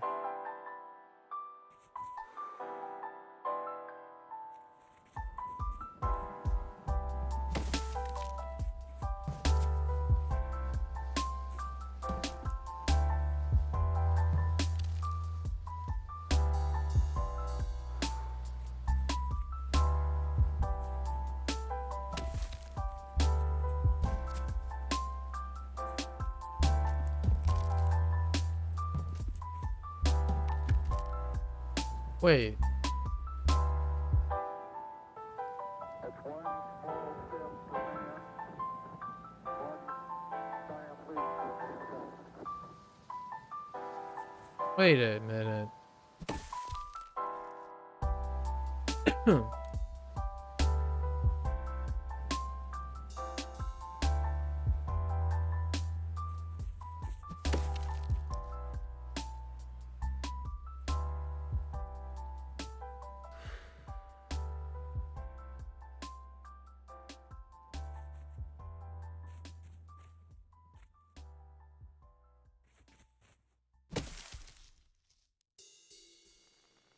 What?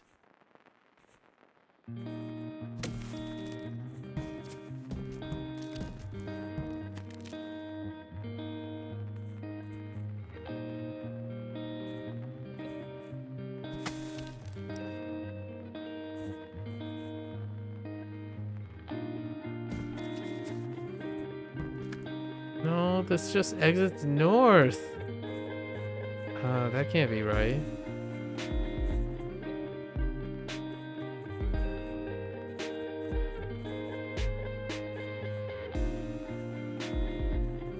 What?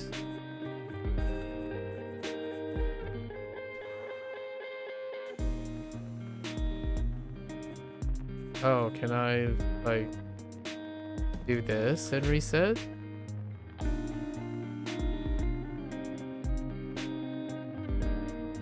Um...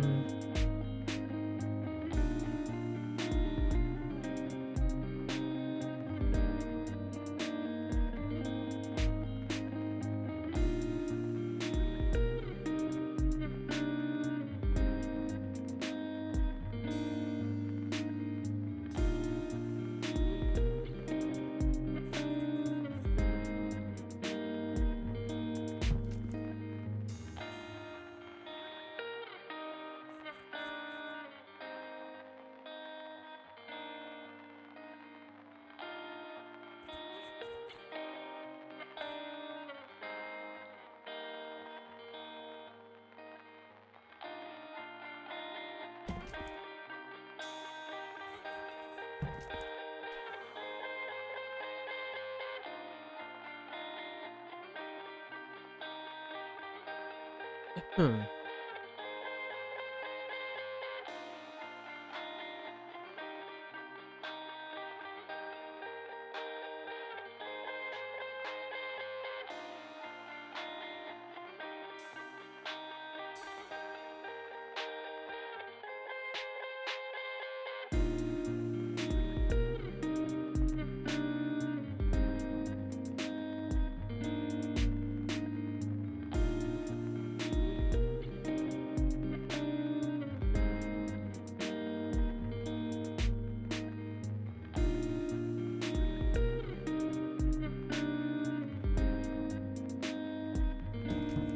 Can I just do this? Oh no, I can't.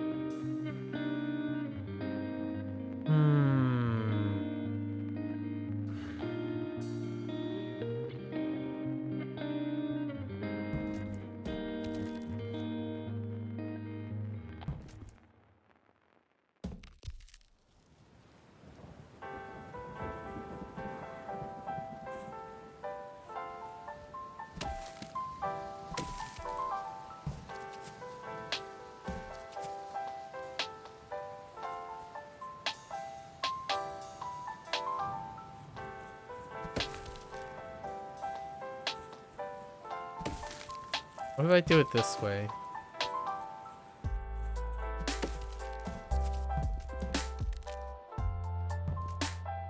Oh no. Oh no. Oh no no.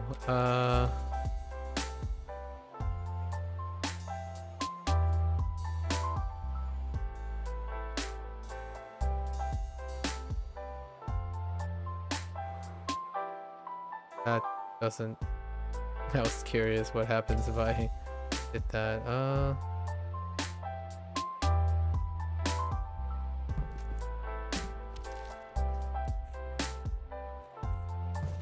What if I did this?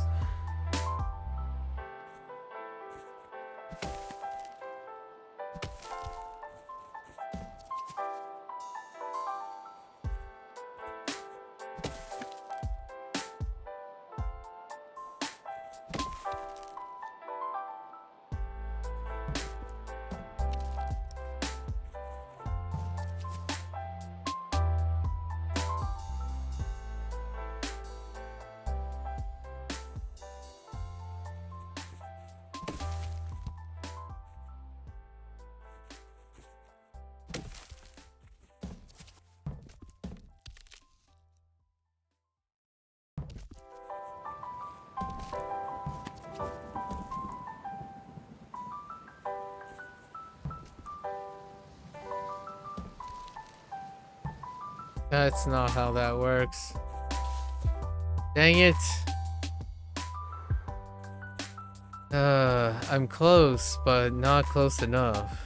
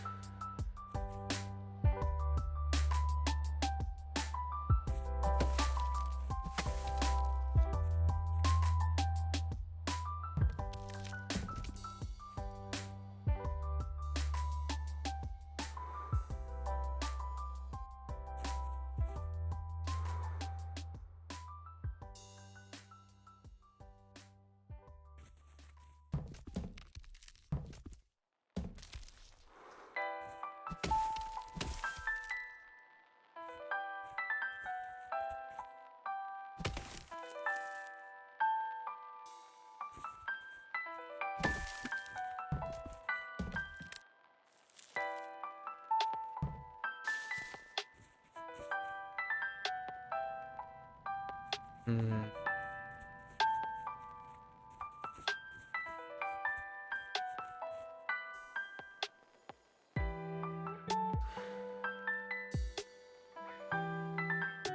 Okay.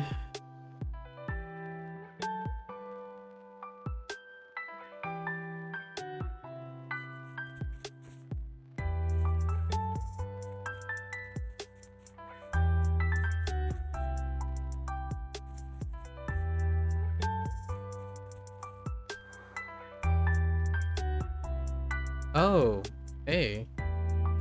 That resets me over here. That doesn't really help. Does it? It really doesn't.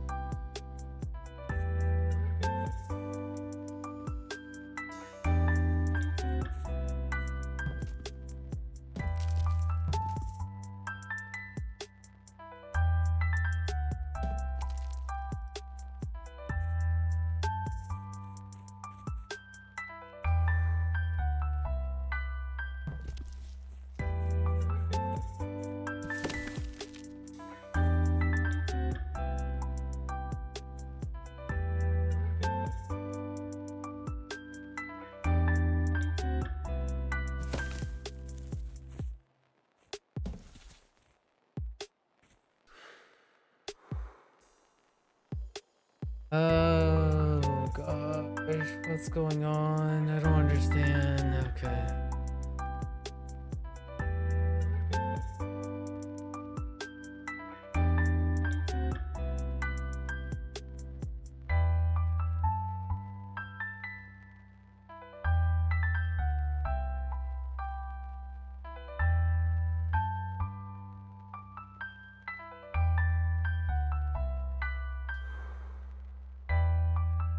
Hmm.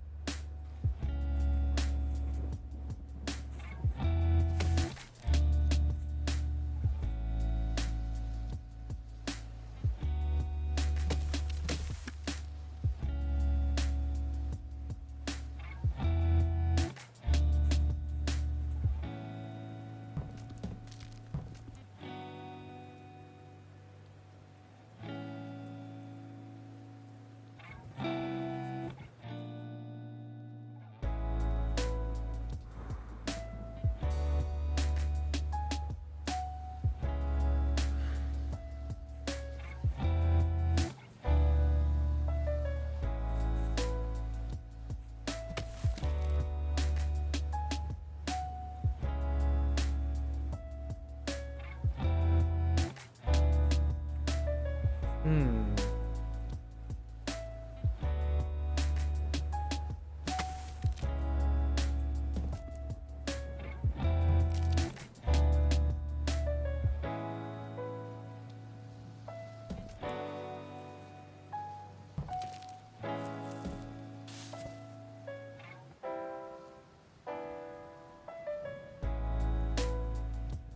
Okay. What?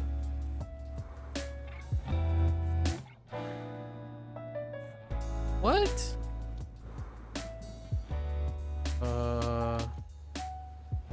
So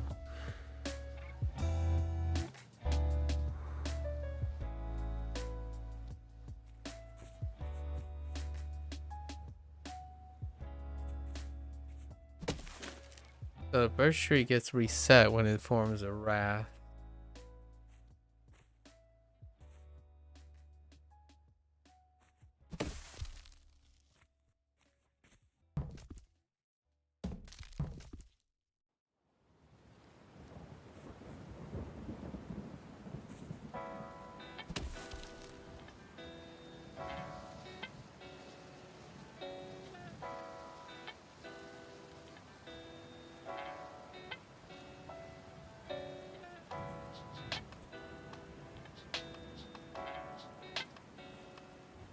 Oh, snap.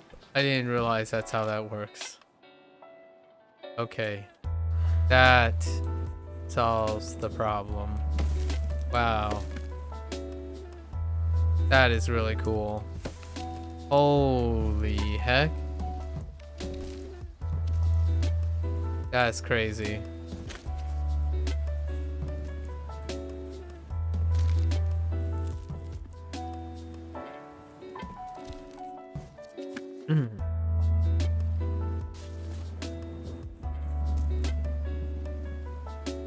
We did it.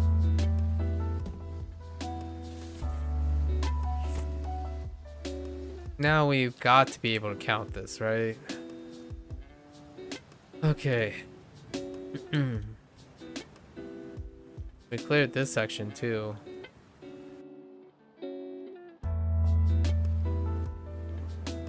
We clear. Oh no, there's one there.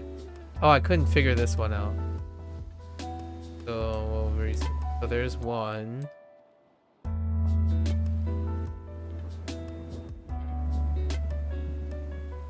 There's two. I think I can do that one. Two.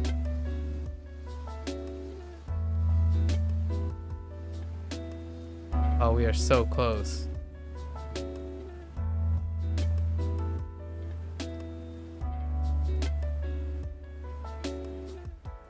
Three, 4, 5, 6. Oh, this one's rough. 6.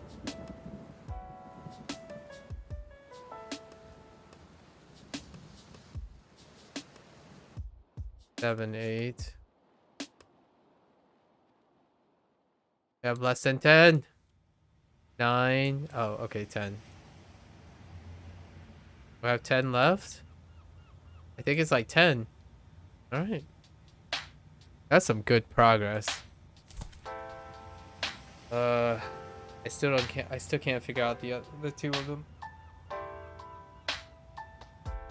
So there are two I actually tried for quite some time, and I don't know how it works yet. This one seems simple enough for this one, but I'm drawing a blank. So it's this one right here. No clue. So, and then this guy over here, the one with the 4 islands. No idea. I might even have tried this one too, and no idea either. All right. Not bad. We're getting there. All right, well, that's a wrap for today. Yeah, that's a wrap for today. All right, folks. Thanks for hanging out. Thanks for listening. Got in a good, extraneous digression, you know? No one asked for digression. As always, thanks for hanging out, listening. If you're gonna watch this later, thanks for watching. As always, feel free to comment, share, discuss. Trust me, I have a lot of things to say. There's got to be something. If you like commenting, I've got Lots of tiny little digressions for everyone. Anyways, until next time, stay safe, stay healthy, work on that net positive lifestyle, and I'll catch you guys on the next one. Take care. Bye now.